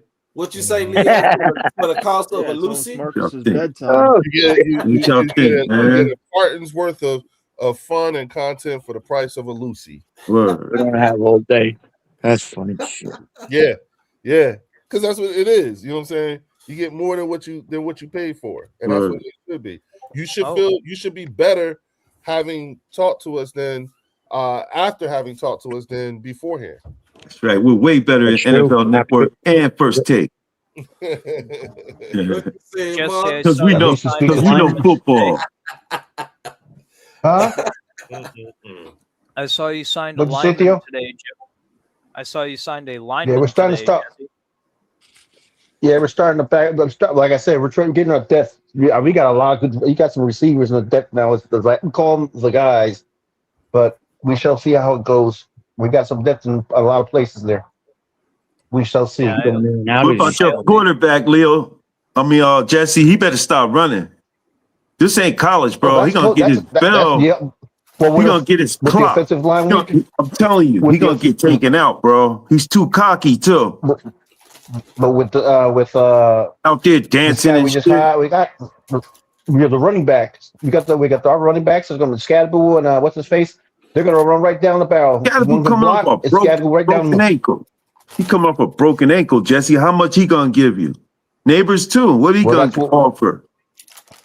We shall see. Like I said, I ain't saying nothing until I see what's going on the ground on the battlefield. You know what I mean? They should be good, but it's like they might be compromised. You know what I mean? Coming off injury. Yeah, well, that's what we got depth in receivers, so we can And rotate then how them great around. of a coach is Jim Harbaugh? How great We shall is see. Is he underrated or overrated? Did Lamar Jackson carry that dude, man? Harbaugh finna go in the Giants and use. We're gonna find out. We're gonna find out. He gonna use Jackson Dart just like he used Lamar Jackson. Watch. And then he ain't gonna have a quarterback. He's gonna run a lottery option. Well, he's gonna run the ball. He's got running backs. He's getting running backs in there. Also, Flip it. quick addendum. It's John Harbaugh, not Jim Harbaugh. Jim Harbaugh. Oh, yeah. Let's make it right, Jim. John. I mean, Jim is the one over in with the Chargers. You right? Yeah. Herbert. Yep. It's all the same. It's like the Mannings. It's all the same. You know what I'm saying? Pretty much. No, it ain't. You ain't gonna see Eli with Peyton. Well, they both got one Super Bowl. Look, it's the same. They both won one Super Bowl. Think about it. No, he won two. That's right. And the Mannings won two each. No, but they won as one each as a coach, head coach, right? No, John only got one, right? Oh, you talking about the Harbaugh? Coaches, the Hardballs. Yeah, they both Harbaugh only got one. Yeah. Jim is the only one out of Jim is the only one one out of two that got a Super Bowl. Jim doesn't have a Super Bowl. John won in college. That's what it was. He won in college. Michigan. Yeah. And then he went over to. He wasn't even on the sideline. Huh? He wasn't even on the sideline when they won the championship. You talking about? That was during the time he was suspended, wasn't he? Was it? No, he got suspended the like that. Michigan natty, the 23 natty. Yeah. When he won the championship, wasn't he suspended? The Michigan? Yeah. No, I think they suspended him after. No, it was college. That was in college. I'm saying, but the black guy, guy took over, and he the one that was coaching them in the playoffs and won the championship. I think he got whacked after he left. Yeah. Yeah, he got whacked. After he left. That's when he. No, he left before they did it to. No, he left before they did it to him. Yeah, he left before they did it to him. He got suspended. He got suspended first, and then when he got suspended. Oh, maybe I got it confused because I could have sworn he wasn't on the side. No, this is what he got. He got suspended. He got suspended. But the game, they won the championship, and he said, "Fuck off, I'm out of here." Yo, he left because he knew shit was going down. He left. He knew shit was about to go down, yo. He was slick. He said, "Fuck off, I'll see you later." That's what Pete Carroll did at USC. He left USC like that. He said, "I'm out. Shit's about to hit the fan. I gotta go." Yep. You know what I mean? Hopped in his horse and took. Yeah, and Big Pickin said it in the chat as well. Jim, that was big news. Was in the Super Bowl, but he lost to his brother John. He lost that to was his brother. Bowl. The Brother Bowl, yes, correct. Yeah, I remember that game. Yep, when the lights. Yep. That's when he had Kaepernick, right? That was crazy, controversial right there. Yes, lightning storm. I remember the lights went out. Drew said Hurts is definitely one more Super Bowl from being a Hall of Famer. He must have missed. Oh my God! He was at the Super Bowl with the Super Bowl legends. That's true. I agree with that. Man, he's on a trajectory. Can you mute somebody in the chat? God damn. Can you mute somebody in the chat? God can't. I'm trying to see if I can mute Drew. In the chat. He got knocked out yesterday, poor guy. Somebody blocked him yesterday. Oh yeah, that was crazy. Hey, Drew got me. Yo, you in my man? Hey, no, it was an accident, Leo. It was an accident. But it was Drew fucking got he got timed out last night by accident. So he texted me like, "Why you time me out?" I'm like, "Wait a minute, I didn't time you out." CZ was like, "Yeah, he did. Yeah, he did, Drew. Lord did. He timed you out. He blocked you." I'm like, "What the hell? I ain't did shit." But it was an accident. It wasn't me that did it. It was an accident. It was an accident. It was Blue. He was right back in. Yeah, Blue did. Yeah. He was a good sport. He says, "I'm used to it anyway." Yup. Well, hey, I did a live stream with Philly 500. I think it was on Friday, I think, or what have you. You know, and we started talking about, a lot of. I told him, I said, the problem with Drew and sometimes with you is Philly. You know what I'm saying is, like you mean well, but you start off with a backhanded slight to a degree. And the moment that little backhanded slight comes out, I'm like, you lose these Cowboy fans. They don't hear nothing else. Ear goes, and that's it. You know what I'm saying? And whatever goodwill you would have had, you know what I'm saying, just totally went away. You know what I'm saying? So that's the delivery, correct. Yeah. Drew, man, he be speaking facts. They always all of a sudden be like, he could be talking. He be talking about. Drew would be talking about fucking yes, Demarion Overshown. He be talking about Demarion Overshown and be like, but Dak suck. He can't. What the fuck? What is out of left right out of nowhere. Demarion Overshown. That name mentioned. Come in it. The fuck? No. This is how Drew do it. Drew will be like, if it's like someone was to ask Drew the same question they asked me, Leo, how do you feel, Drew? How do you feel about the moves that the Cowboys have made? And this is how Drew will answer it. Well, it's the reason why y'all won't win a Super Bowl ever. But the moves that you like, damn, Drew. That's him. That's true, ain't it? That's true. You got that shit down packed, bro. So right there, everything that came out after that, nobody heard it. You know, null and void. Yeah, the perfect troll, man. I'm telling y'all, Drew. And perfect troll. We can't help but laugh our asses off because here's the thing. This is the part that makes it the funniest. The thing that makes it the funniest is Drew don't hear himself. Right? That's why it's funny. In his mind, right? In his mind, he believes everything he says. He's not saying anything wrong. You know No, what I'm right, saying? right. This is all legit here. Yeah, and then the fucked up part is that here come Leo. You know what I'm saying? And Leo catches the bullets that was actually meant for Drew. You know what I'm saying? Well, I come in on some, whoa, wait, hold up. Yeah. What? Yeah. And then Drew just sit on the side with the little smirk on his face. And Drew is like, I've seen it before.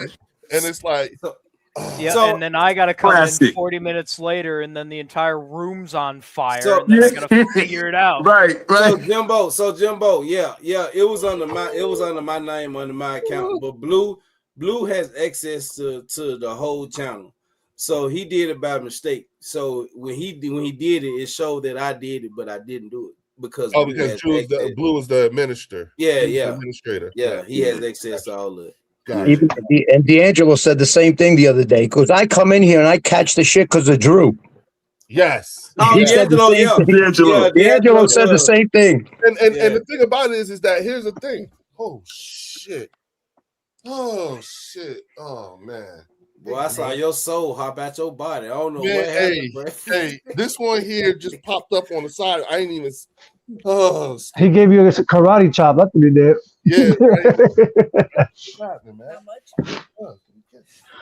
You know it's cold when I got the Getting fucking old, boy, scully soldier, on, getting the old. hat, the gloves. I don't see how Shit. you outside right now, Rock, Because it's too loud inside the house. I just give the baby a shower. Yeah, I miss my kids, Leo. They all moved out. My kids are grown. All right, say it again now. That mean you need to go have some more babies, Marcus. Now I got grandkids, man. I got 5. Oh God, I was gonna say that too. I got 5 grand. My son played my 2 oldest grandsons, they play AAU basketball. Okay. So I'm gonna start sharing some videos about them. Yeah, they're pretty nice. They're pretty nice. Yo, the middle one reminds me of the point guard for Purdue. Was it Purdue? Number 3? Who was that team? They lost too, matter of fact. It could have been Purdue. But he's nice with it. Left-handed point guard. Yeah, he's pretty nice. Ignoring it. Yeah. Yeah, I know. My man's going hard on you though. Hey, I mean, let me see. Hey, Dan, you been Lil quiet man. up there. What you got to say, Dan? Dan started out. Oh, Dan stepped out. Yeah. Dan chilling. Lil man. Dan went to eat. He just earned the title of Sensei not too long ago. Title what? Sensei. He has his. Okay. Okay, yeah. he So he got can his teach now. D and all He can that. teach What is now. that? So Sensei. yes, You can teach. Sensei, yeah. My son is Okay. in competitive martial arts and stuff, and Oh, nice. and everything, and he he competes in tournaments and stuff. And Cool. right now he's actually in the process of having to he's it's like a year-long. As a matter of fact, what the hell am I talking about? Yeah, he tests in May for his black belt and everything like that, but he's been he's now proficient in a couple of different weapons, and Leo, really you know what that means though, right, Leo? Good stuff. yeah, he's got a You know really what- good record. You know what that means, Leo, right? No, Fuck around with him and find out. Nah, he know better. Look at Leo. He know better. I said the same thing to my kids, bro. My son was like, "Yo, I bench press 315." Yeah, I still whoop your ass though. Hey, let me My comment. kids know better. Try Hey, me. let me comment. They ain't Zeke playing said that shit. Mark Holmes got better taste than this. Look, this is not Mark Holmes, John. That's This right. is the next level sports lounge. So Oh, what they say? if you're looking for All right. a certain take or a different take, and I respect Or Mark keto Holmes. diet. I be on Mark Holmes' channel, so I'm not gonna ever disrespect. Hey, so why you I here, look bro? at him as Leave. OG, but at the same time, The hell this you is not doing his here? channel. This Right. is not his channel. This is the next level sports lounge. Yeah, man. So if We you talk don't about like every the sport, takes, my yeah. guy, I mean, I don't know what to tell you. You free, you free to Yeah, leave. man. We all family here. We I talk appreciate about you coming everything. in and supporting. Get You your know what I'm refund at the saying? door. Yeah. Hey, if this ain't Fact. what you like, if this ain't what you want, then hey, you See ya. can leave, my guy. Shit. Like we always Now say, Now your this refund at the door. See ya. Like Michael K I said. never tell people to leave, but if you're not happy here, I don't want you to be here if you ain't happy here. We enjoy each other. Mhm. The Right. chat enjoy us. So I mean, bro, you complain and so hey. Yeah. It's always gonna be Well- haters out there. You know what I'm saying, Well, Lloyd? Lloyd, like we always say, we family first, football second. So if Yeah, they don't man. like that, we Damn some straight. people don't like that. Well, there's times to troll and there's times to get along, and this ain't one of those days. And some people don't like it, so that's up What to up, them. Blue If they want to be Valley? here or not, you know. Yeah. Family today. Right. Today That's was good. family. Hey, Tomorrow Blue we said, control. hey, Blue said, what's good? People just listen to the background. That was me that blocked him on accident, my guys. My bad. You talking about Drew. Yo, what's up, Oh, we Blue? just talking about that, Blue.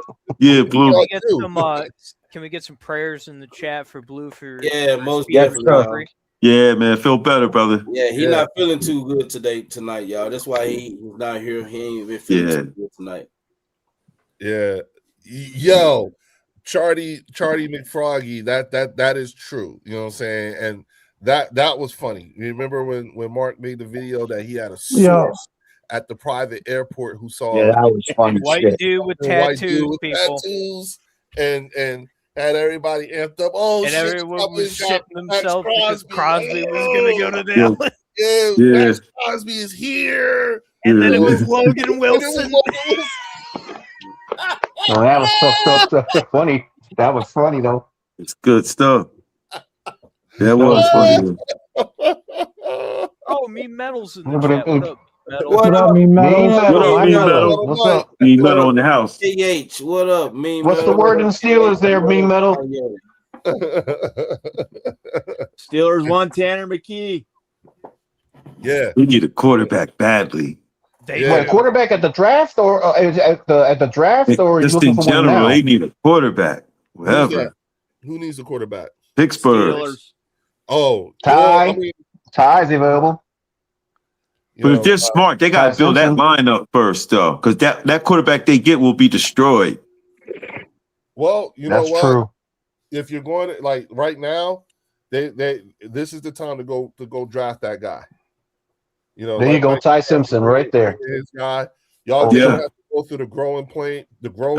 Correct, Ultra. You know Well, what I'm saying? You Don't know, they all that stuff. technically have Will Howard? Yeah, that's who I thought was taking over. But I wouldn't take Tyson. apparently they don't want to move him off of a backup role. I wouldn't take Ty Simpson. I'll wait till next year's draft. They need a I would line, too. though. That's why Najee Harris left. They ain't had no line. Yeah, if they're Yeah. smart, they wait till next year to get a quarterback for See, sure. Rico got up out of there. That's what I do. What's up, Mama? How you doing? I'm glad to know that she's here. You know what I'm saying? You know, but yeah, I think you know to go all the way back to answer Rock's original question. You know, I do think that you guys as a fan base do have reason, for optimism. It's just y'all have to be cautiously optimistic only because of Jerry, and that's it. You know what I'm saying? Because you never know what he gonna do and how he gonna insert himself some kind of way. Yeah, Jerry has always been the rogue agent. Yeah, that's your wild card right there. Comic said, "Hey Lord in chat, would you guys be mad if the Cowboys use one first round pick on the offense?" I would. I'd be. Look, I probably wouldn't be able to do a damn live stream because I'd probably sling my damn laptop. I ain't lying. It better not. Really? Hey, Lloyd, check out with Me Metal Mike. It pertains to you guys. Dan, if you're here, watch. Apparently, Mark thinks Dallas is getting Highsmith in the Steelers trade, but we have no plans to trade him out of Pittsburgh. Not what I heard. They've been in talks with about a trade, 3rd round draft pick. Really? For Alex Highsmith, yep. Will that be the big splash signing that I'm saying that big splash? No splash. Yes. Here's the thing.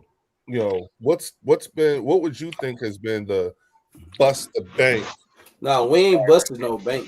I don't feel we haven't busted the bank, but I do want them to be smart about. Isn't that what he said though? Right? Didn't he say? Yeah, he did. He did. He said he'll be, and they can't say that if we sign George Pickens, that's him busting the bank because he said he'll bust the bank on defense. That's exactly what he said. He'll bust the bank on defense. Correct. Now, so busting the bank on defense, if that's what you really wanted to do, then you would have went and got Max Crosby. That's busting the bank to me.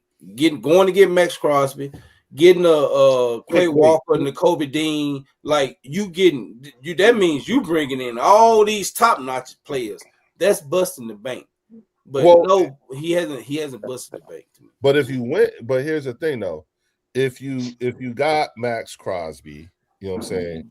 If you got Nakobe Dean, and this was like to me the double-edged sword, right?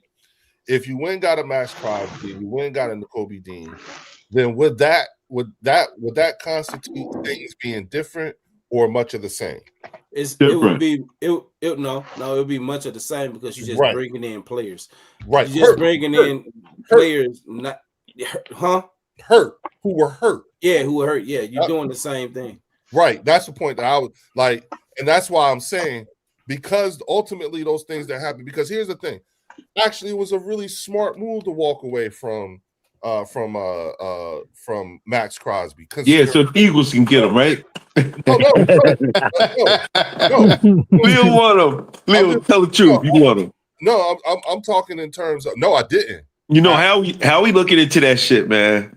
Oh, Howie looks into everything. Yeah, he does. Talking how he rolls. He's in everything. Yep. He looks into everything. You know what I'm saying? If there's an opportunity to make the team better, and again, if Vic Fangio signed off on it, then it's going to happen. And the Cowboys are still on it too. They said they're not, but for the right deal, anybody can be traded, and any deals can be reopened. That's why I don't think AJ gets traded until after June 1st. You know what I'm saying? Right. That time frame when they can. So you're looking for them to trade AJ. If they I'm saying for the right deal. Yeah, the right deal. Yeah, that's only for the right deal. How we ain't giving them away? Only for the right like that's right. The reason why the price is as high as it is. You know what I'm saying? And if we're going to trade like Howie said, we don't get rid of great players unless the offer was just something we can't. Right. So let's make it offer that we can't refuse, such as when like if they really want you, they'll pay that price. If not, great. Either way, we good. Read your super chat. You know what I'm saying? Shout out to Linda Kynes with the $5 super chat. She said, "Ask Marcus, when was the last time a team won a Super Bowl with a top tier defensive end?" That's true. That's true. So there you have it. I once said that too a few times. I mentioned that before. Yeah, we said that a few times. Yeah. That's why. Listen, Marcus. That's why I'm saying, like, I if they would have picked up Max Crosby or Nakobe Dean, it's one of two things. Yes, it'd be on paper and theoretically good signings because they're both great players. You know what I'm saying? But if we're talking about tendencies that the Cowboys have been in years past known for, it would look like much of the same. Getting hurt players, bringing them in. In that regard, injured players, right. Signing them for a year to see. I got what you're saying. Right. And then, like if they're not moving on these players as like we would, you see what I'm saying? Yeah, catching them up as fast. What I've come to There's learn, no trick your answer, Lloyd.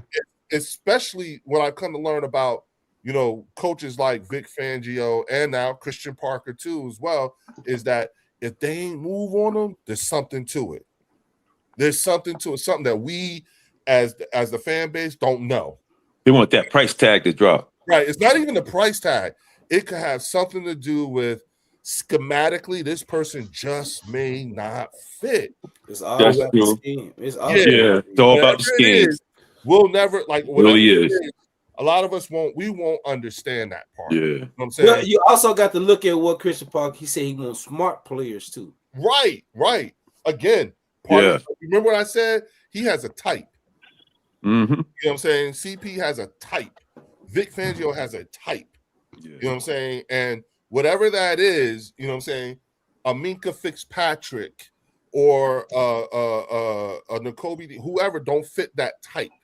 You know what I'm saying? There's a reason why this person. There's a reason why they look past this person, and you may not be able to figure that out until the middle of the season. But Leo, they went out to Nakobe Dean. They offered N'Kobe Dean the same type of contract he Right. got with the Raiders. He just wanted to go play with Quay Walker. Yeah, I heard. Yeah. But and you know what? Even when you look at that's telling in of itself, Lloyd. If you take a look at the players that they missed out on, just knowing that they were pursuing these guys, you see what I'm saying? That tells you, that gives you a little bit more insight into what type of, like, one thing that we've become accustomed to doing, especially in Philadelphia, you know what I'm saying, and is that you have to really, like, Lloyd, you got to dig to find shit out about a lot of these guys, in particular what the thinking be. And I remember having this conversation with Dan one night, because I told Dan, I said, you know, there's some things when someone tells you about a Philadelphia fan, right? Yeah. Someone tells you about a Philadelphia fan, like, for instance, when they talked about the coach getting his house egged, when they egged Kevin Patullo's house. Mm-hmm. And I had to tell, you know, Dan was like, yeah, them fans in Philly. And I'm like, ho. The moment they said they egged his house, right there, that tells you that was not anybody from Philly. You know, you want to be, there are things about fans, certain fan bases, that nobody should be able to tell you about. And you should know better. Now, the one thing that you will never find is an Eagles fan who's from Philly that will actually go and egg a coach's house. And you want to know why? Because Kevin Patullo lived in Cherry Hill, which means that Eagle, you got that means that in order for someone to go from Philly to Cherry Hill, New Jersey, you got to spend money. And the one thing Eagles fans don't do is they don't spend their money unnecessarily. You know what I'm saying? It's not that they don't have money, they just don't spend money like that. So the dudes that did that, they may be Eagles fans, but they're from Jersey. Yeah, they're not. I think they from Patterson. No, well, all right, Marcus. All right. Yeah, he might be. That sounds like some Patterson type stuff. Marcus, So is that you, Marcus? in order to get from Philadelphia to Cherry Hill, you got to spend money on the New Jersey Transit or on that fucking bridge. Yeah. And the thing about it is that it's very difficult to get Philadelphia fans to spend money for anything, and when they do, bitch, I better get my fucking money's worth. That's what makes playing in Philadelphia so difficult. Because if they're not getting their money's worth, oh, you're going to hear it. You're never going to not hear it. You know what I'm saying? If they don't feel like they're getting their money's worth, or if it don't look like you care like they do. You understand what I'm saying? And that's why a lot of times, you know, Allen Iverson I'm not Allen Iverson, but James Harden was having a hard time in Philadelphia because he didn't care if they lost the game. He was still in the strip club after the game. Yeah, and the fans didn't like that. The fans they ain't like called him out. Like, they was like, they wore his ass out. That's how New York fans are. You know, like they gotta. Yeah, the one thing you can never say about Allen Iverson is he balled out. Literally laid it out. He was a baller. Yeah, he was taking them, you know, like, and that's all they want to see. Like, do you really work hard? Right, like John Stark. John Stark was 3 for 21 in the finals. He can get dinner for free for a lifetime in New York City, man. Yeah, because he played hard. Yeah, and he dunked on Michael Jordan. Yeah, and he had an attitude. Yeah, an attitude. All they need to see in Philadelphia. That's all they want to see. Yeah, they just want to see you work hard. Shout out to Ricardo. He worked with me at the restaurant in Slim Chicken. Like, Ricardo's my guy. What's good? He said, "What's good?" He said, "What's good? Y'all in here talking some good stuff." West Virginia now. Appreciate that. At least somebody, enjoy us. Ricardo, a Cowboys fan. Mm-hmm. What up, D'Angelo? Ricardo about that chicken. D'Angelo, what up? Yeah. D'Angelo in the house. And D'Angelo, and listen, what's y'all, good, my guy? Listen, D'Angelo D'Angelo knows his shit. He does. He represented the other day. Yeah, I've actually enjoyed listening to him.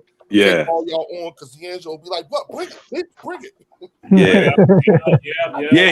He came hard at it. He wasn't backing off. Yeah. What's going on, West Virginia? Yeah, I tried to break him. But I couldn't. D'Angelo be like this. Wait a minute, Lord. Wait a minute, Mark. Wait a minute. No, I like that though. Because hey Leo, you know how we can get aggressive with it, Yes. Yeah. A lot of cats ain't used to that. Yeah, because that's where we come from. Right. So you know what I'm saying? Listen, Lloyd, there have been times in the past, all right, that me and Marcus, you know what I'm saying? Because I figured it's because we're both from Jersey and we're the old guys a lot of times. You know what I'm saying? And be running, like I think we got you one night. Right, Marcus? Didn't we get Lloyd one night? One night. No, you and Lloyd was going at it. Yeah, you know what I'm saying? And I was like, I can see it. Oh shit. That's early on. Lloyd know how to play the game now. You can tell. You see it. The moment you show me, the moment you get the smallest little hint. No, you know who else is like this too? Drew. The moment we get a little bit, just show me a little bit. Drew's good at it. Yeah. We you know what I'm saying? The perfect troll. Yeah, you know what I'm saying? We're going you know what I'm saying? And rattle your Hey, but Leo, I've been doing this for a long time on social media, bro. I'm going back to 2008, bro. 07. Damn. I used to have the computer in the kitchen, man. We used to be on ESPN chat boards. It was similar to this, though. So the way I got started on all of this was actually doing another podcast called the Smoking Heroes podcast. You know what I'm saying? And that was with me and Eugene Monroe. And we were actually doing interviews with some really, really, really prominent, big time people in the cannabis game. And then there would be a part during every episode, there would be a part where we would, talk about, something football related. And I would have all this stuff about, the Eagles and everything. And one day, Eugene was like, yo, dog, you should just do a damn, do a damn Eagles podcast, something that just related to the Eagles and everything. Yeah. And I was like, for real? He was like, yeah, and I don't know, call it the bird section or some shit like that. Wow. And then because he would talk shit to me, y'all, because you gotta understand this retired from the Baltimore Ravens. Right. So in his mind, he was like, yeah, I call it the real bird section, motherfucker. Because like Eugene is like again another person who's really terrible. Another one who I'll tell y'all again, the worst person, bar none, the worst person is Amani Toomer, the former wide receiver from the New York Giants. He is the worst person ever. You know what I'm saying? But that's my guy. You know what I'm saying? I love him to death, but he gets on my fucking nerves. You know what I'm saying? Hey, next time, hey Lil, I don't mean to cut you off, but next time you see Amani Toomer, let him know that he shouldn't be losing pickleball games. Yo, so he'll know what you're talking about. So yeah. The thing is that I've been so in our fights and me and Amani's fights lately, I'm the one who's winning them. You know what I'm saying? Because in between when we first met each other to now, the Eagles have gone to the Super Bowl twice. We won a Super Bowl. We've done all this. No, actually 3 times, and we won 2 and all this other stuff. So Amani, you know what I'm saying, when he sees me, like he'll you know how somebody try to stop you from saying something? Yeah. And distract you with something else? That's what he be doing. You know what I'm saying? Wait, Leo.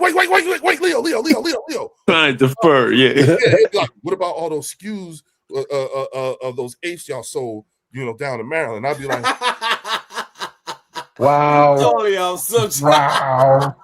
Yeah. No problem, Mrs. Lloyd. No problem. I'll be like, who gives a fuck? You know what I'm saying? That's just in the house there, Lloyd. Damn, I never knew you knew him, man. Yes, yeah. Hey, wow. I know Eugene's your boy, Amani. Wow. Yeah, solid dude. Real solid. I mean, just really, really good guy. You know yeah, former Giant. Yup. Yeah. He Drew was good. Diaz He was said, "Let's good. go Vikings." Good My dude. wife said, "Skull," but she said something else. I'm trying to pull up. What she say? What she What's say? tobacco? My wife said, "Uncle Rock, we got your gift for the baby girl today. Thanks for real." Oh wow. Yeah, we did get that. We got CZs yesterday. We got Momos 2 days ago. We got Rocks today. Appreciate all the gifts. We got Rhonda, gift card, and we appreciate the gifts, y'all. We appreciate it for the baby. All is for the baby, y'all. Nice. If you want to, the future Cowboy right there, Lloyd's daughter. Eagle fan. No, it's Oh, no. thank you. Get them young. That's right. Got to get them young. don't get Drew started talking about some. She gonna end up marrying the Eagles fan. That's Oh, my kids are Cowboy fans. I'll get a Giants. I'll get a Giants onesie. I'll get a Giants onesie. My future. Yeah, my so she can shit in them. My future kids are going to be Cowboys. Oh, my kids. Yeah. You imagine being a Cowboy fan, you have kids, and they like root for the Eagles. Logan said Vikings. Damn. My wife said, Logan, watch it. You know, here's the thing, right? And I realize it's because I often have to tell people when people ask me, like, you know, why do you follow this person? Why do you follow that person? I say, hey, listen, I grew up 30 minutes outside of Philly, and I'm 51. So think about who a 8, 10, 12-year-old kid would be rooting for back then. Right. You know what I'm saying? That kid would have grown up on Dr. J, who was the biggest thing on the planet. Absolutely. You know what I'm saying? He was a beast. Yeah, a beast. and then the Cowboys. And then as you got older, then you got Michael Jordan, right? But remember, I grew up in Market, so it was, you know, Ron Jaworski, it was Dr. J, Mo Cheeks. You see what I'm saying? We grew up in them days.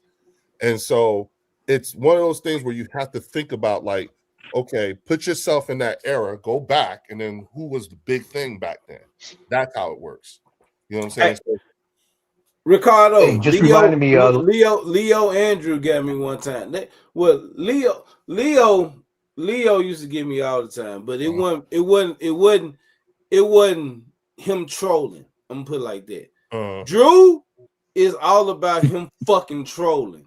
It was never about Leo. Leo was just catching shit that I had pent up. Basically. Yeah, I had shit pent up. Oh, so. Hey Leo, just talking about Dr. J. Just want to give you a heads up. Just reminded me.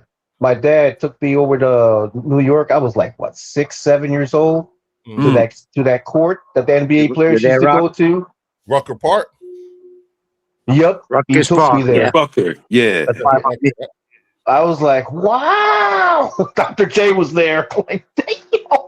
Yeah, that's his. That was amazing. He's from there. He's from that area. He's from that. That was amazing, man. Yeah. You ever been there, Marcus? Yes, it. He was the guy, Uniondale, New York. They played for the New York. He played for the New York Nets. I said, you ever been to the park? The doctor is in. Yep, I watched them play live at the Garden.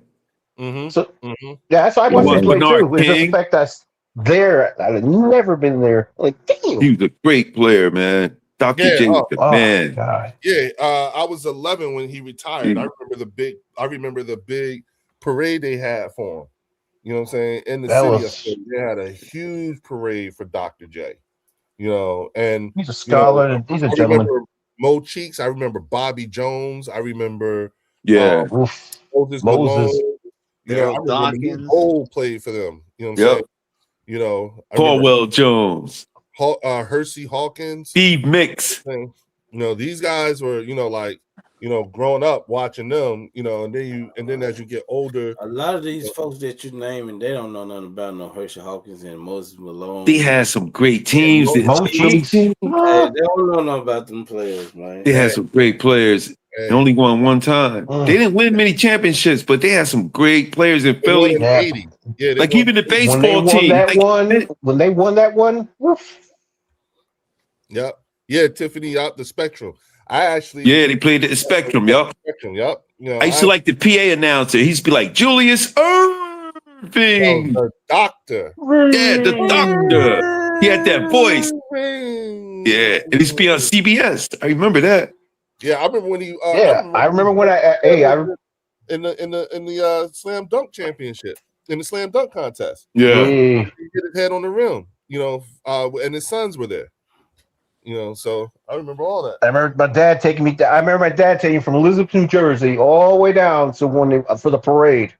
When they got the parade, 1983. D'Angelo said Herschel Hawkins was signed with Fila. He had the shoes.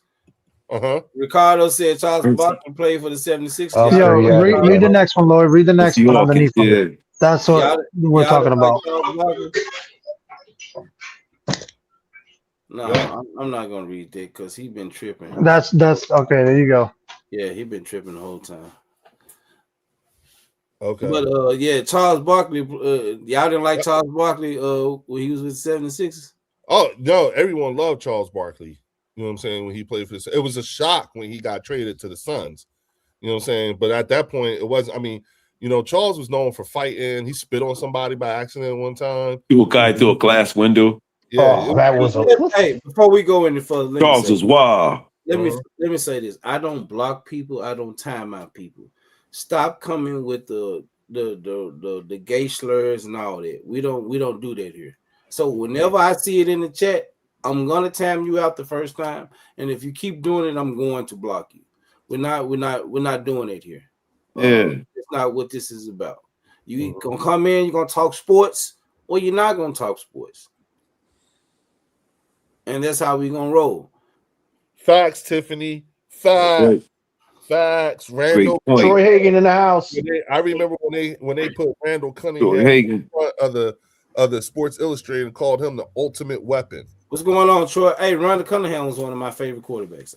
He had some crazy legs. Nice. I used to love Randall. Yeah, his daughter played in the Olympics. Yeah, and she was just in the Olympics. Yep, that's right. Randall was nice. Yeah, he was. And listen, when you I don't know how he got out of the stuff that he got out of.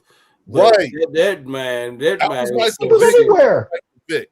Yeah, but Randall was a much better athlete than Michael Vick. You know what I'm saying? Remember Randall kicked that 95-yard punt. You know what I'm saying? I remember that. The way he would run and the way he was outstanding athlete. He would scramble crazy. Yeah, that's why I was like, he was the precursor to a Michael Vick and Donovan and all that. McNabb was nice Leo too. Was crazy because look, Leo, he's one of those Ken dolls. His legs will run one way and he's looking the other way. Let's go, Uncle Drew. Yep. And the way he would duck, and when people thought they was going, I'm like, what?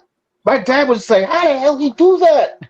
Mm-hmm. Oh my God! So here's the troller. Here he goes. What up, Uncle Drew? Yo, Drew in the house. I figured it out. Uncle Drew in the house. There we go. The one and only. What up, champ? Yo, Drew. Drew, you know why hey, Drew, I gotta mention something to you. You know why you're a good troll, bro? Because you're a Cancer, I'm a Cancer, and guess who else is a Cancer? 50 Cent. You know what? You get now you saying that, Marcus. Everybody Cancer. I'm Cancer too. Me too. All the Cancers could talk that talk, though. I noticed that. You giving Drew reasons now. Now you got him feeling good. Hey, man, I come in peace, Lloyd. I come in peace. I'm just getting off a 12-hour shift, man. I'm tired. Yeah, Drew. I'm trying to wind them up. Hey, Leo, I'm trying to wind them up. Right? And then we go in pieces. I'm listening to you, Marcus. I'm like, trying to get him going. I'm good, man. I'm good. Come in peace. You wait 15 minutes. Wait till you start talking. Wait till you start talking. And then we go in pieces. Yo, who else said they're Cancer in here? Me, Oscar. Oscar, you a Cancer? Yes, sir. June. See that? I knew you had something special in you, man. I knew something was special. I feel you. My birthday is July 15th. Mine's July 9th. I'm Aries. My birthday's next week. Yo, me and OJ Simpson was born on the same day. You and the Juice? Me and OJ Simpson, July 9th. You and the Juice? Wow. Yeah, I used to always talk about that. You ever get some isotoner gloves for your birthday? Yeah, did you get a pickup? White pickup? Yeah, white pickup. Leo, come get him, Leo. Hey, There you go. You already know. You open the door. I did. Hey, he went. I set you up. This is Drew. He went from that. The next thing he finna say, he went from isotoner gloves. Next thing he gonna say is Dak. Watch. Oh man! Y'all, Oh no, y'all bring the Dak out of me, man. Y'all do that. Y'all Did you do it? Y'all do that. I can say, look, you got to admit to this. Hold on, Lloyd. I can say something about Dallas and the Eagles, and I guarantee you, somebody in the chat is going to say, "Well, Dak owns Philly." I'm like, wait a minute, what are we talking about here? Like, we just talking football, and you guys, somebody will definitely say something about that. Panel. You don't pay attention to the chat, Drew. Cause you take even when I'm in the chat. You take what the chat say, and we talking about fucking mold it in your vision. Quentin Williams. We talking about Quentin Williams. He molds it in his image. And you reading the chat, and you want to talk to us. You come at us about that. We ain't saying shit about that. I told you. All I said was it's going to be hard for y'all. I don't see y'all winning with that. See, and the moment you say that, wait, look, Drew, that's what I said. The moment you say that, see, because you do it like you be like, see, the reason why y'all never win with Dak, and this is what I'm telling you. The moment you start off with that, they all just shut their ears off. They ain't hear shit else. Yeah. There's context to what. I'm not like, I know it comes off as trolling, right? And it is a little trolling, but I'm saying it from a place. No, I'm just saying it from a place like Dak just reminds me of a lot of quarterbacks in the past that just didn't win where they were and had to leave in order to see, more success. Somewhere else. That could happen though, Drew. Because this is what I was saying. Like I brought this up with Game Time one time, and you guys can look it up. How many quarterbacks in history was drafted by the team, stayed with that team for 10 plus years, and won? It's not that many. It's only a handful that have done that. There's only a handful, that actually, drafted by their team and then went on to like great success with that team. It doesn't happen very often. That's what we worry. Well, we have one of those quarterbacks, so we ain't gonna say that it can't happen, bro. He's right. We have no choice for that. I have one. I had one. He want to say something so bad. Put that damn pinky finger down, Drew. Man. Oh shit! He took with the pinky up. Grab a glass of wine and hold his pinky up like he's one of the rich folks. Yo, remember B Dunk said that about Leo? He said he smoked his blunts with his pinky up. That was the funniest shit, man. That was on that night. That was funny as hell. Not where he's at right now. He said we bougie. B Dunk, yeah. He said we bougie. He said Leo was bougie. Hey, Lloyd, he said Leo was bougie. Remember? Yeah. That's how bougie people drink. The pinky out. He had the deep voice, the Barry White voice. Yeah, man. Yeah, bougie. I like you though. Hey, B-Dog in the chat. B-Dog can't talk about bougie with his toes all out. You can't talk about bougie. The worst part about it. Hold on, Drew. I get my toes done too. Don't go there. TMI, Rock. The worst part about that. The worst part about that was I actually had to look, and I was like, "Fuck, I do." You know what I'm saying? But you know what? I take ownership. I'll be bougie. Fuck it. I like bougie. You know what I'm saying? I like bougie. So yeah, I'll be doing it. Yeah. Hey. Jimbo said took Elway 11 years. It isn't impossible. Just took. Right. That's true. It's not impossible. But would you say that Dak is on the level of a John Elway? Would you say he's on the level of a Troy Aikman or, these quarterbacks who are Hall of Famers and legends? He can win the Super Bowl. He can win the Super Bowl.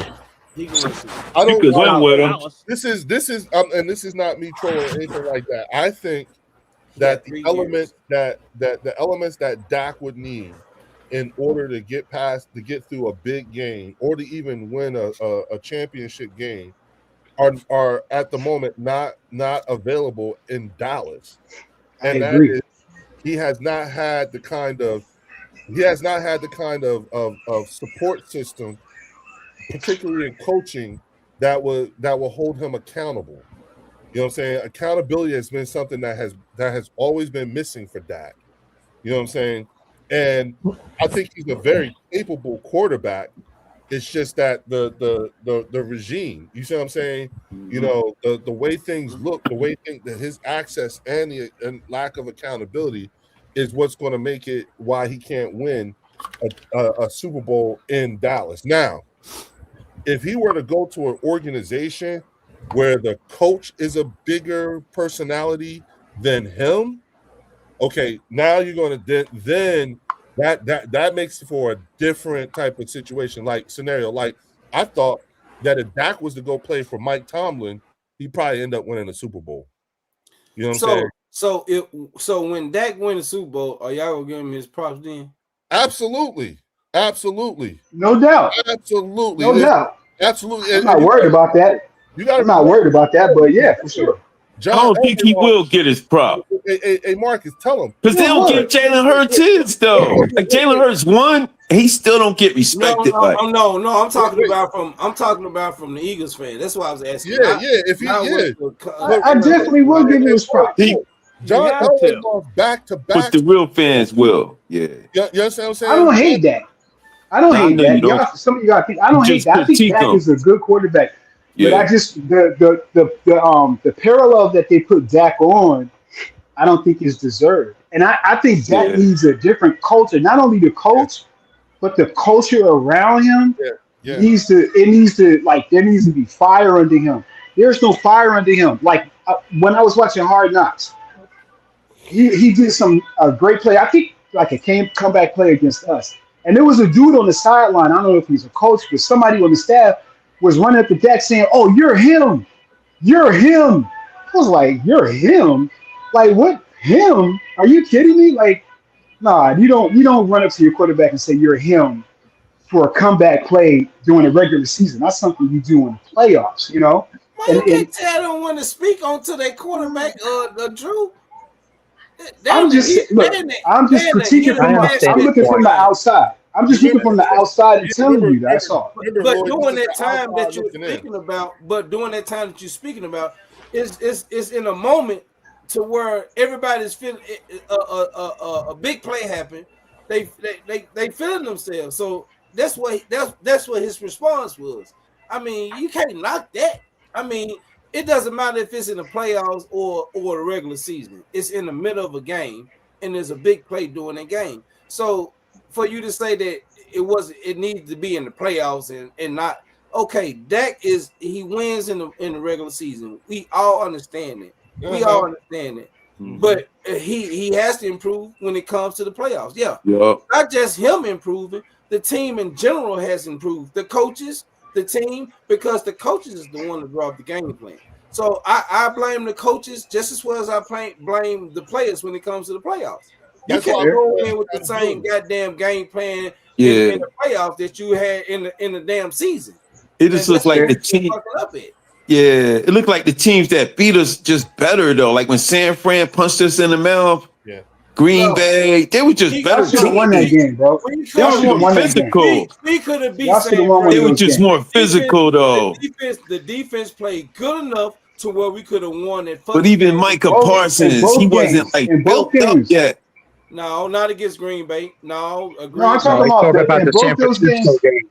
Both San Francisco games, that played well enough for y'all to win. They out-muscled us. And listen, that is what, like, for me, guys, and I mean this, I'm not, again, this ain't troll or anything like that. No. That's where my assessment about that comes from, is when it comes to the playoff times. Mm-hmm. You know what I'm saying? When the lights are brightest.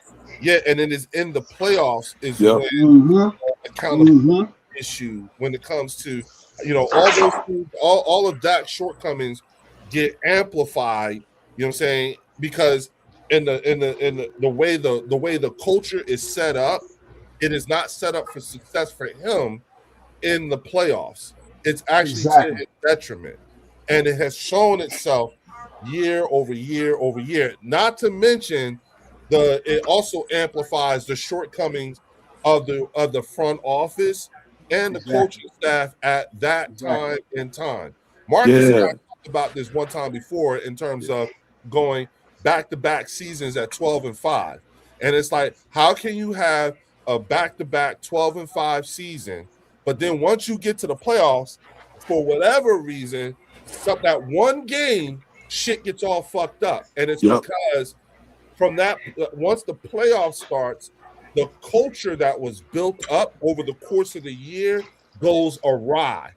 That's not the players, that's not the talent. That is a symptom of the coaching and the front office, and it gets amplified more so once y'all make it to the playoffs. And it's like, fuck, y'all built up all that goodwill, but the moment the accountability, all those things get thrown, go out the door the moment the playoffs comes, and that's where his short comes. That's why he needs.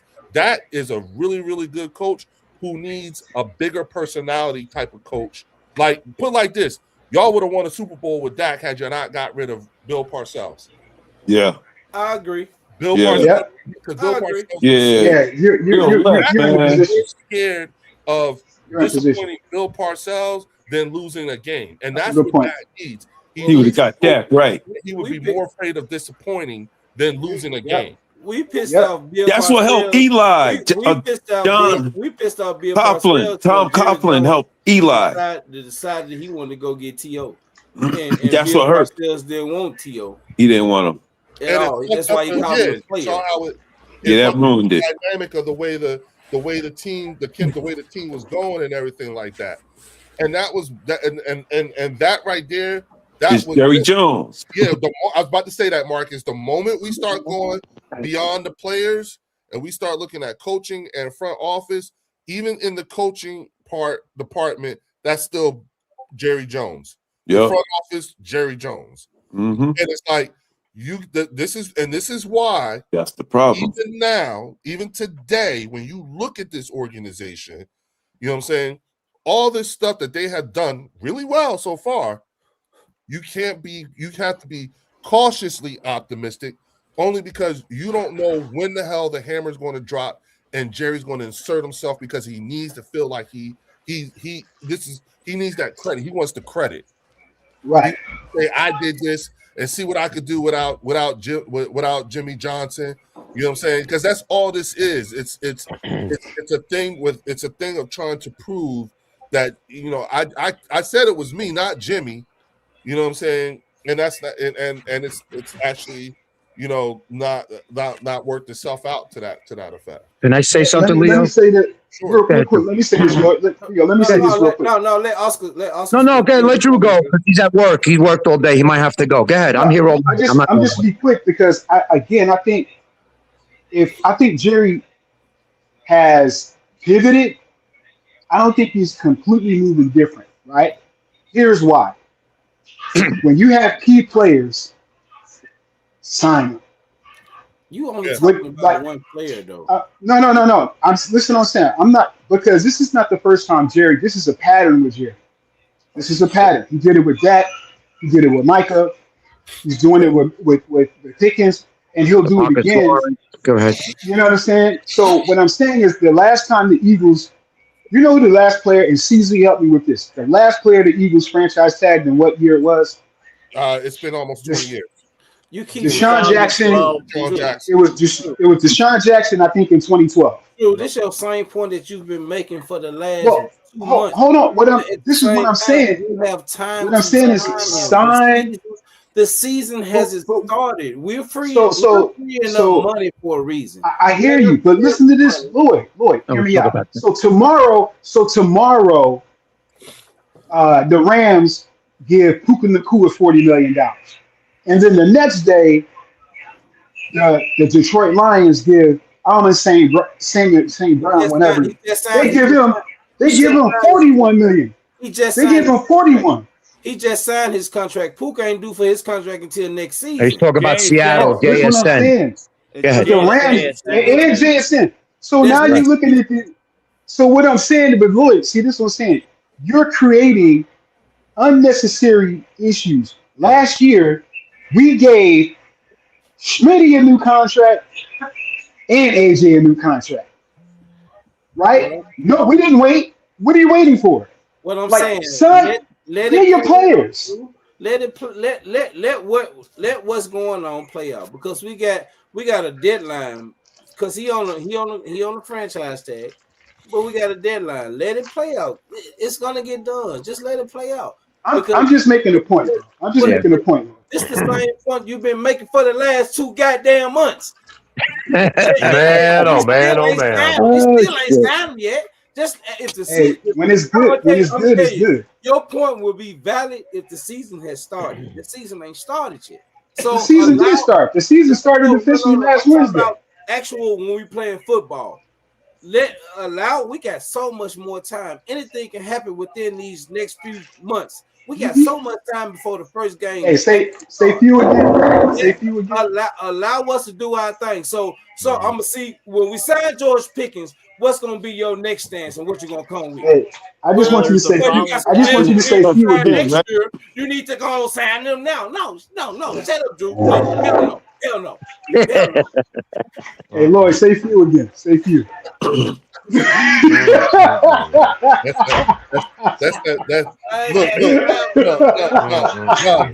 Drew, ask that motherfucker to say milk, Bert. Oh man. Go ahead. I'll say my bad. No, I was going to say, I know what he's saying with everything like that, but Leo brought up a good point because I was watching a show with Jerry and we're talking with his wife after he fired Jimmy Johnson, and he came home one day from work. She made him a scotch. They were having dinner, and she told him, she goes, you don't like nice things. You just can't fucking help yourself, just like that. So you're right. He's right. He just seems to step in for no fucking reason at all. There's no reason why, there's no reason to drag any of this stuff on. There's no reason to do half of the stuff he did. And it's a fact. You got to sometimes speak the truth, and it hurts to say it, but he just manages to just step in and do these stupid things. He reminds me of George Steinbrenner. Steinbrenner did that with the Yankees. And then you're sitting there looking like, why? This was not necessary. Yep. You know what I'm saying? He used to go in. Him and Billy Martin used to go at it all the time. George Pickens is not going to get. He's going to get signed.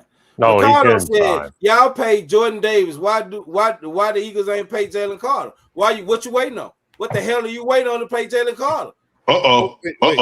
Wait. Okay. Lloyd spitting facts. Pay attention. First of all, Jordan Davis. Wait. Hold on.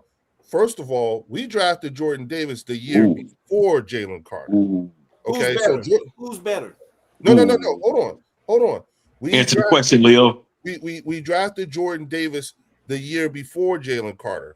We had Jordan Davis play on his 5th-year option. Right. Okay, it's probably the same thing. And right now, from what we've been told, is that Jalen Carter's contract is pending. It'll probably be done sooner rather than later. That Dallas Goddard money is going towards it. They can get it done with Carter, though. I don't think they're going to sign Jalen Carter. They can restructure it. I don't think y'all going to sign Jalen. I think y'all going to end up trading.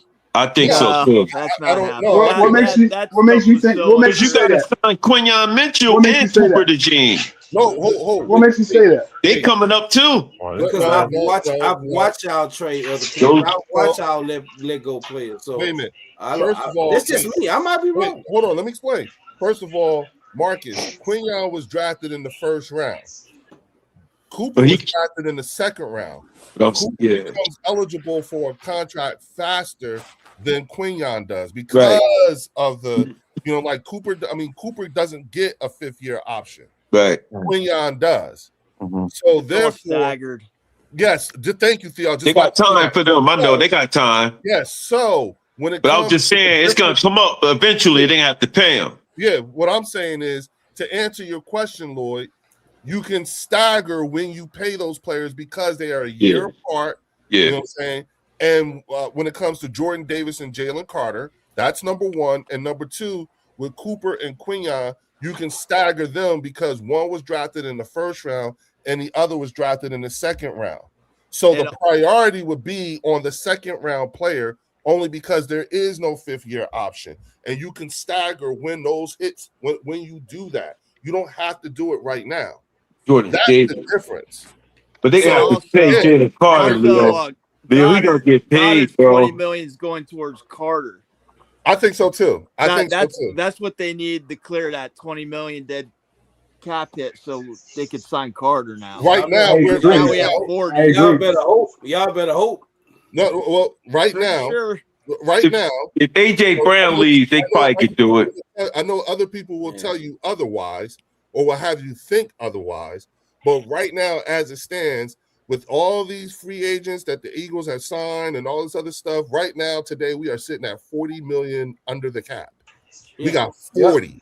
Yeah, and you know what I'm saying? If we're trading AJ, But why y'all want to get rid of AJ Brown though? AJ Brown is top tier, man. Crazy. Who's telling you that? Wait, no. He should never be traded. Listen. He should never be traded, man. And this is a good point. Troy said, but that's just my opinion about it. Then he'll be cheaper before the market goes. AJ Brown is a bad man, bro. Him and Devontae, that's weapons, bro.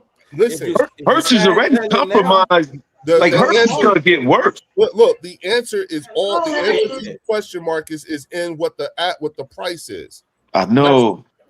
That's the only reason why. It comes down to money. It comes down to money, yeah.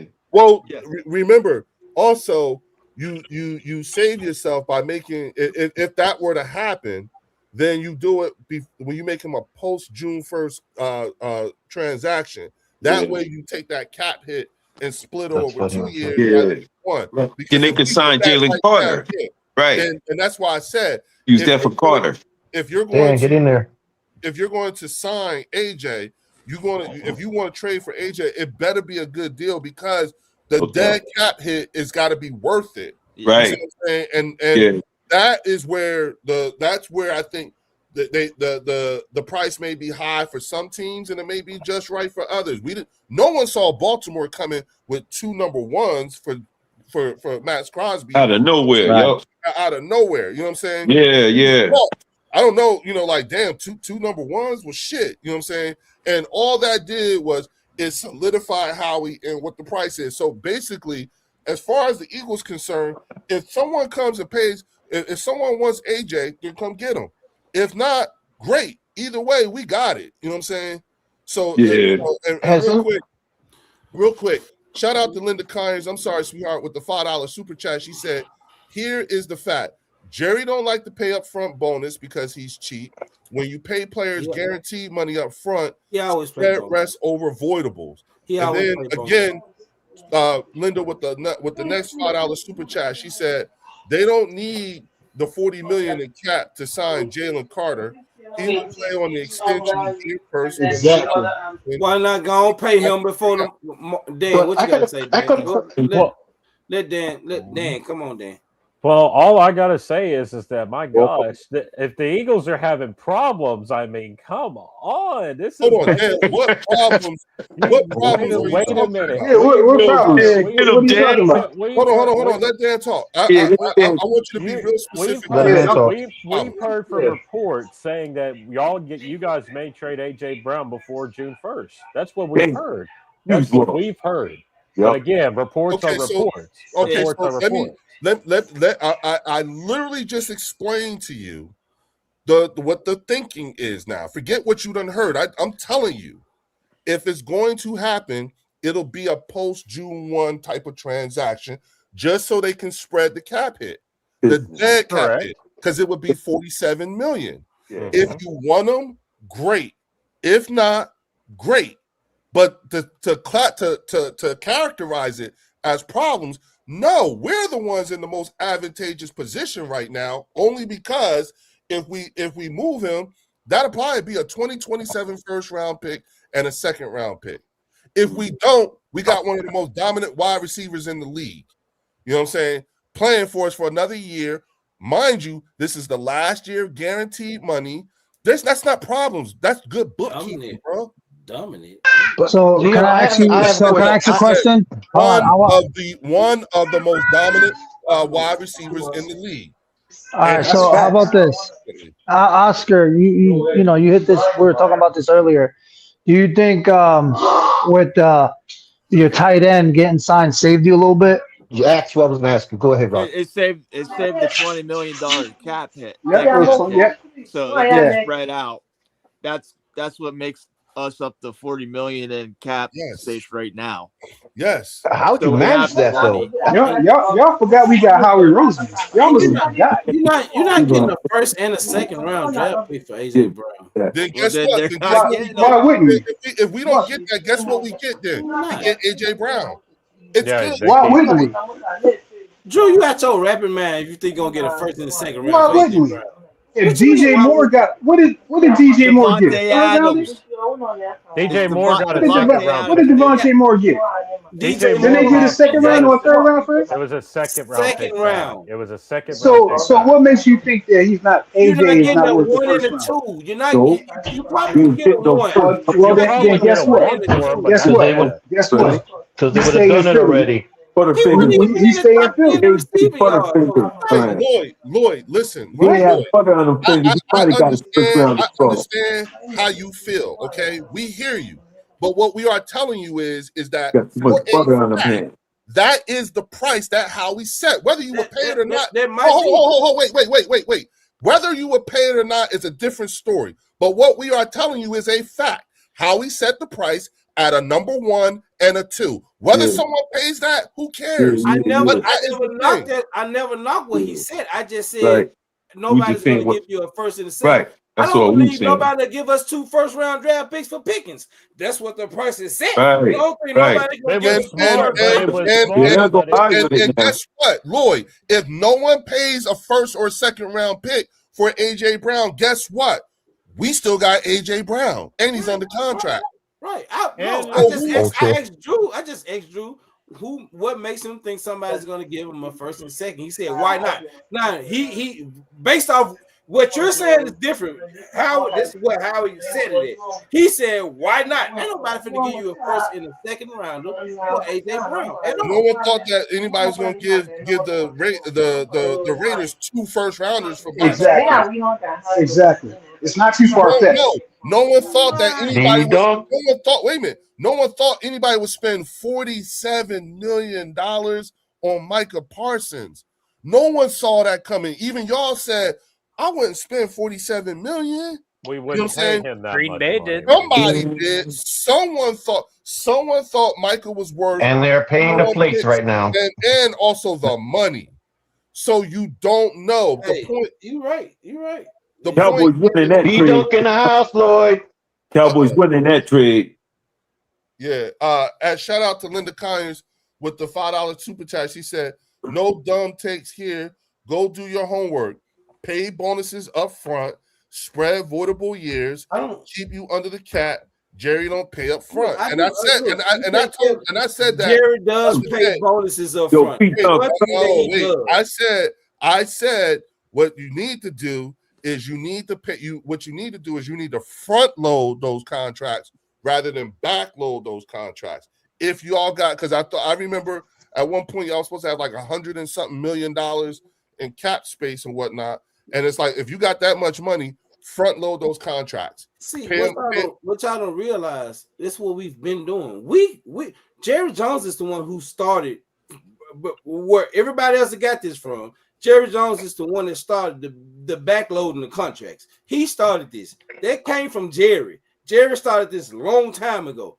But what we've been doing, we've been giving it up front, and we do pay bonuses. I don't know what Linda is talking about. Yeah, I don't know.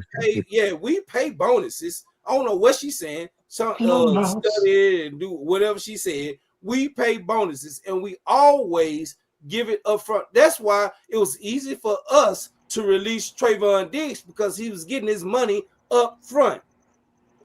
So what's taking so long for Pickens if you guys invented it?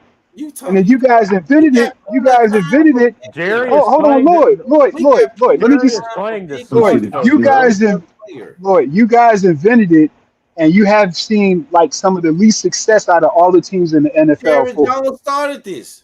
Do your research. He hasn't seen. Yeah, we know that. But I'm saying, why haven't there's no return on value from what you started. Yeah, that's true. And he's still failing at it. He's failing at it. He's failing at his own rules. The same way, but the same way you can say about Drew Carter, Drew. The season has not started. Bullshit, Jesse. We got way better Jesse, return on investment. So why would you? What are you talking about, Jesse? Why would you let Our ROI is way better than that. Why would you let Jalen Carter set the market if we can go and pay him now? You imagine how Carter feel though. But who said he was going to set the market? Because that's what he's going to do. If you keep waiting, he's going to set the market for D tackles. Yeah, he deserved it. Carter might want out. He's way better than Jordan Davis. He better than him, yo. He might feel disrespected. It's not about. Too. But listen, you guys act like listen. Yeah, that might get ugly there. Y'all act like it's a foregone conclusion that he gonna get a contract. He might be upset over that. He might feel disrespected because he is better than Jordan Davis. Let's just keep it real, man. But hold on. But here's the problem, though. Hold on. Marcus, but he's a year. But Marcus, he's a year younger than Don't matter. They still could give him a contract. They can get contracts anytime they want. Don't get the deal done. But it's not about us. And they can rip that shit up. They can rip that contract. It's not about who's the best. It's not about that with the market. Yeah, but the players don't go that way though. Marcus. The Eagles did the right thing, but I'm saying the player Jalen Carter might feel disrespected because he said, "I'm better than that guy." Well, you know what? Where's my money at? I can answer that. Where's my money? Ask Brees Hall how he feel now. He was talking about it. He tweeted that. All you got to do is look at who Brees Hall tweeted, "Where's mine?" Who was the very first person that was at that press conference when he was signing that contract and was there and was proud? I understand, but sometimes the look may not be what it is, man. No, I don't think so. I think. Listen, y'all could be right, but you can't rule it out, Leo. You can't rule it out, bro. We thought Micah Parsons was staying. Look what happened. We thought Micah was going back. Look where Micah at now in Green Bay. Yes, because they disrespected that man. But that was because of his intentions was to re-sign with the Cowboys. Jerry disrespected that man. Everything that you are saying about because these players got egos, man. Jalen Carter might have that ego. Whoa! And he might say, "No." The very thing you're saying about Jalen Carter is what the Cowboys did to Micah Parsons, and Micah went to and Mike actually, and he went public with it. Jerry did him dirty though. Yes, but again, the very thing that y'all did to him is what you're saying is what's happening with Jalen Carter. That's not the case. Right, but it's still disrespect though, because he might say, "I deserve a contract before." Hold up, one at a time. You know what I'm saying? What you are saying would be valid in one more year. I think you're jumping the gun just a year earlier because y'all did not do your math. You might feel disrespected. That's all I'm saying. Jordan Davis is playing. He's going into his fourth year. I'm sorry. Yeah, but one good year if you think about it. Yes, but we had him signed to a contract extension. Like he was the Pillsbury Doughboy his whole career, bro. He got his body right 1 year. I get it. All pro. Crazy. You want to know what's crazy? I've heard. 1,001. I respect the man. I've heard 1,001 Eagles fans say, "Hey, you had a change. You should have signed Michael Parsons 2 and 3 years ago. Now that y'all had the opportunity, shout out, be dunk, shout out with Jalen Carter. Be dunk in the why house. would you not sign him instead of letting him? Because he's going to set the market for defensive tackles. Yeah. If you're telling me that Jalen Carter is better than Quentin Williams, who's the top defensive tackle, so that means he's most definitely better than Jordan Davis. Why not sign him before you sign Jordan Davis? It doesn't make sense. And when he get paid, he's going to set the market. Leo explain that to y'all. He gonna break the bank. $10 super chat. Jalen Carter gonna break the bank. Watch. Listen, y'all can't afford that. I don't think y'all can afford that. Marcus, shout out to Linda Kynes with the. And he will be the highest paid defensive tackle ever. Marcus, it's a super chat. It's a super chat. My bad. Eagles have the most money out until 2029 when TV contract is due.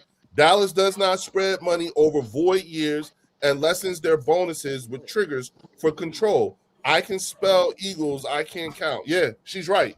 Because y'all actually put a lot of triggers into majority of your contracts Yep. rather than voidable years. Hey, Every listen. team does. Every Yo, team. what if y'all? Hey, Leo, what if y'all get Max Crosby?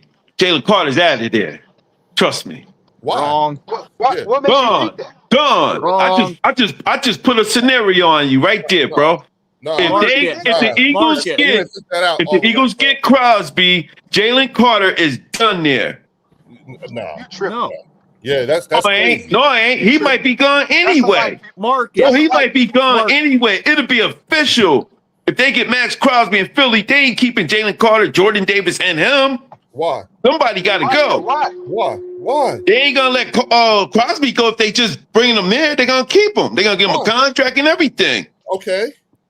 Leo, It wouldn't be smart to have that. But look, it wouldn't be smart to have Jalen Carter. $100 million for 3 It players. would not be smart to have Jalen Carter. You already got Jordan Davis, Max Crosby. Now you got to pay the two guys in the secondary. No, he's not doing. He's got the You don't need Jalen Carter if you get him. Marcus, you talking like we Dallas. That's not how we operate, bro. Exactly. Respectfully. Stop, bro. No, this ain't no talking about Dallas. Yeah, well, you letting AJ Brown walk out the door. You let AJ Brown leave. You looking like Dallas now.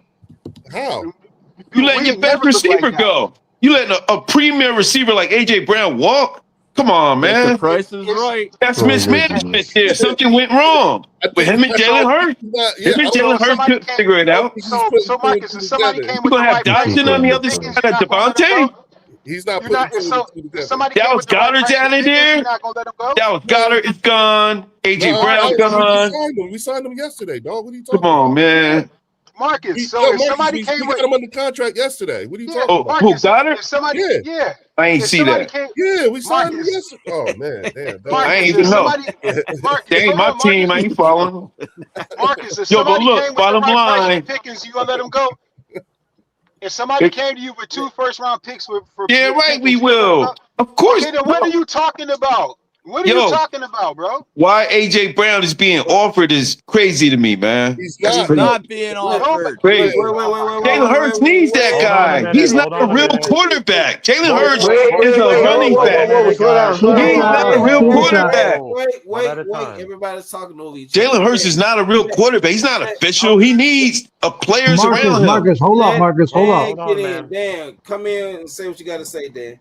Go ahead, Dan. All of this, we're trying to move this one along here, but to put a pin on it, they're going to get. Look, I don't care what the Eagles do. I don't care what the Commanders do, and I definitely don't care what Jesse's job. You damn right we care. What do you mean? You care? I don't, because I care about what Dallas does.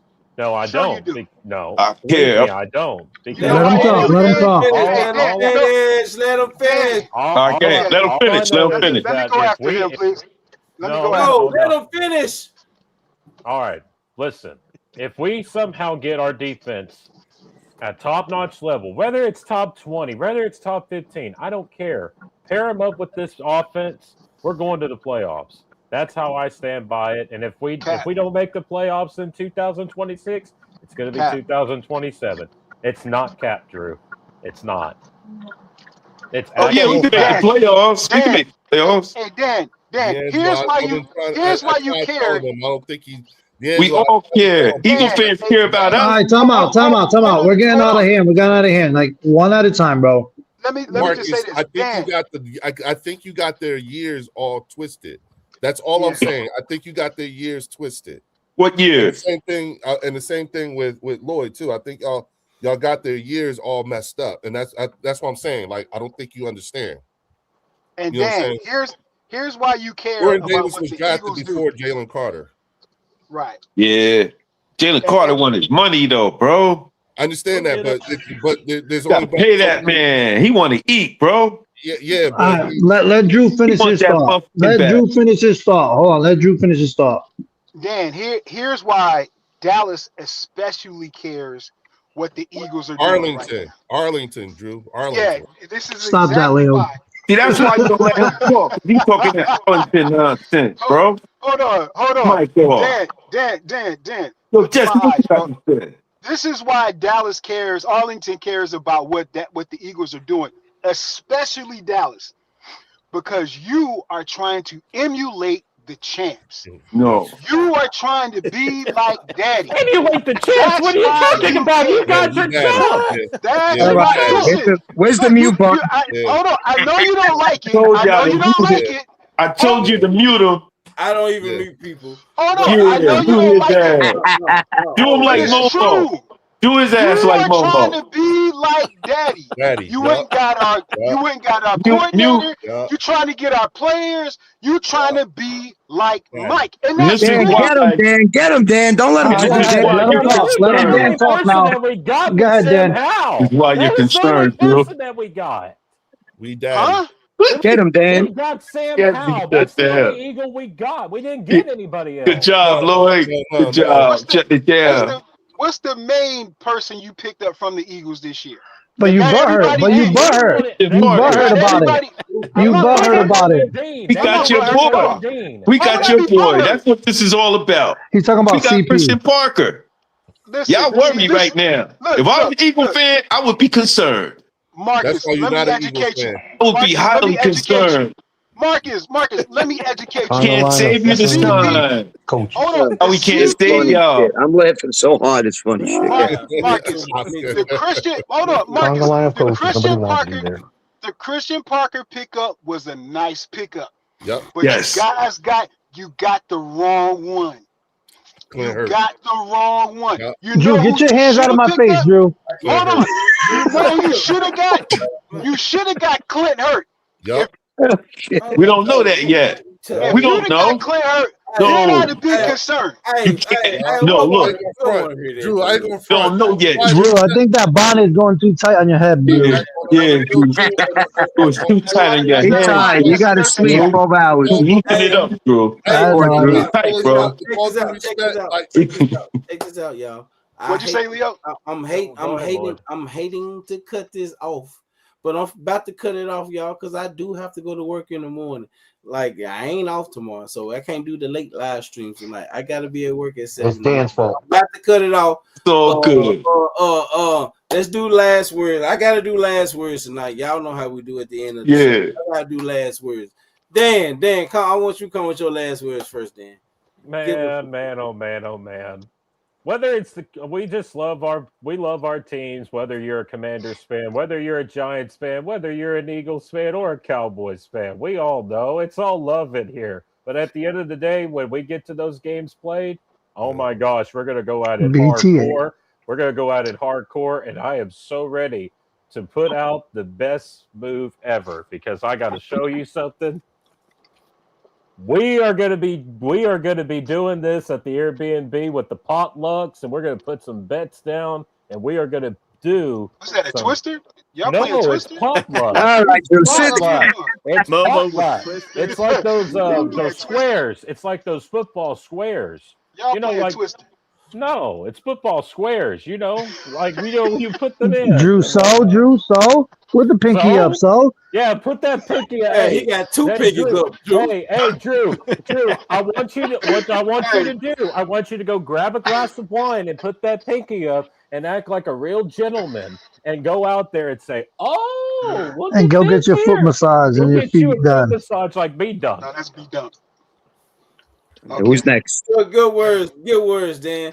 Look, let me, Drew, give us your last words on the night. Last words of the night. Okay, Yeah. I'm gonna keep it G. The NFC East has had a lot of nice activity. All 4 teams have had really nice pickups, depth pieces, but nobody has really has done anything major bombshell. You know what I'm saying? So I think it's been good activity from all the teams in the NFC. I really like what Washington is doing, and I do think that the Giants could potentially pass Dallas, just depending on what happens, But I think there's been really good activity, and Dan, flattery is what do they say? Imitation is the best form of flattery. You're welcome. It is. All right, good words. Yep. All right, Leo, give us your last words, Leo. Don't do it. Well, first off, again, like I said, I think the things that y'all done have been notable. You know what I'm saying? And we are watching. I do agree with Drew. You know what I'm saying? You guys didn't know who Christian Parker was until y'all got him. You know what I'm saying? So it's not like you were, beating the drum to get Christian Parker. And I get the things that y'all like about him, but I have to be honest with you, I got to agree. The one that I was the most nervous about losing that could potentially go to Dallas was Clint Hurt. You know what I'm saying? Because the things that y'all described, the types of players y'all like, the type of defense y'all like to have and everything like that, that motherfucker be coaching up goons. And that's what he like. And that was the one I was like, oh, please don't let him get him. Please don't let them get him. You know what I'm saying? So if I had to pick the lesser of two evils in losing, it was Christian Parker. But Clint, and I know y'all don't really know much, and I get it, and y'all shouldn't, but I'm telling y'all, the bullet was really dodged on not getting Clint Hurt, not you guys getting Christian Parker. And that is not to be a troll or anything like that. It's just that we know something that y'all don't know. The next thing I'll say is that, when it comes to these contracts and everything like that, Jalen Carter, Jordan Davis, and everything like that, recognize when they were actually drafted and when they became eligible for those contracts. I think the things that Marcus is right. He's just a year early about it. That's it. We couldn't do anything if we wanted to because Jalen Carter wasn't eligible. We couldn't give him he didn't get a contract because he hadn't become eligible for that contract until after the end of the season. He had to go through this season. So this is the first time that after February is when he became eligible for a new contract. Matter of fact, I'm sorry, last week was when he became Monday is at the beginning of the new league year is when he became eligible to even receive a new contract. So therefore, to say we ain't playing the market or anything like that, no, he couldn't get a contract. That's why I kept telling you, Marcus, look at the years he was drafted. He wasn't what you're saying. You're right. You're just a year too early. Yeah, I know. They No, they couldn't. No, he's still in his rookie contract. That's what I'm saying. They could wait for Pam. That's a long final words, boy. Yeah, I'm just saying. I'm only kidding, Dad. That being said, pay closer attention to the years that these players were drafted. It'll help you when it comes to making your assessment on the way things go. The last thing I will say is that, look at the way how he's playing these contracts and the way he's paying this cap space. You guys had over $100 or something million in cap space. Now you're sitting at 20 and you're questioning whether or not you've done enough. We're at 40 million in cap space, and we're about to make some signings by keeping our own guys in house. So there's the difference, okay? And the very last word is I might stop that shit, Theo. You knew it was coming. That's why I said don't do it. Theo, give us your last words, Theo. Well, once again, I would like to thank everyone for joining us tonight on this lovely Monday evening. I think evening, yeah. I think all of us are pretty happy with the team, with the moves our teams have made. I think we can all agree that we miss football. We can't wait until it's back. And if you haven't already done a good deed today, please do one. It may not make your day any better, but it will make someone else's better. Absolutely. CZ, what you got for us? Good talks.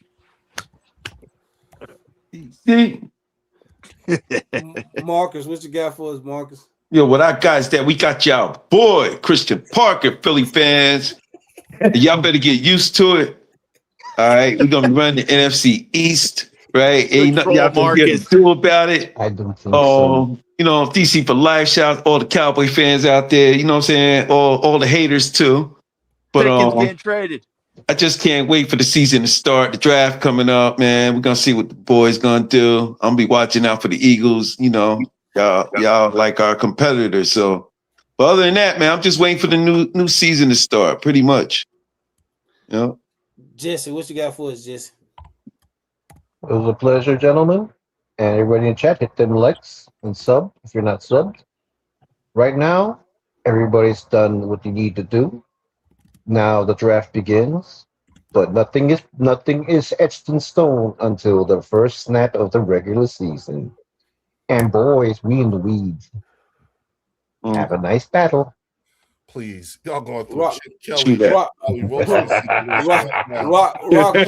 Rock, what you got for us, Rock?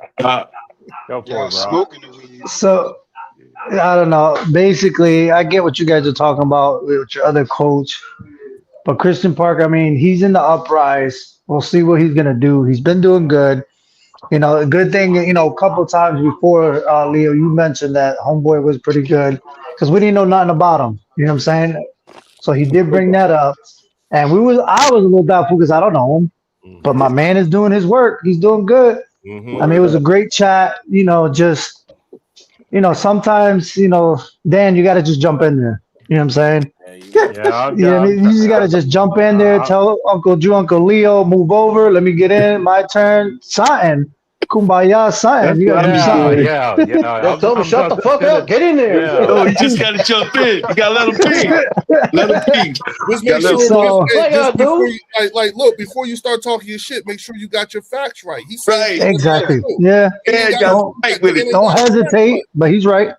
He's right. Dan, Don't hesitate. I can't Just play get in there. referee all the time. Pros don't need facts, Leo. Pros don't need facts. Right, Drew?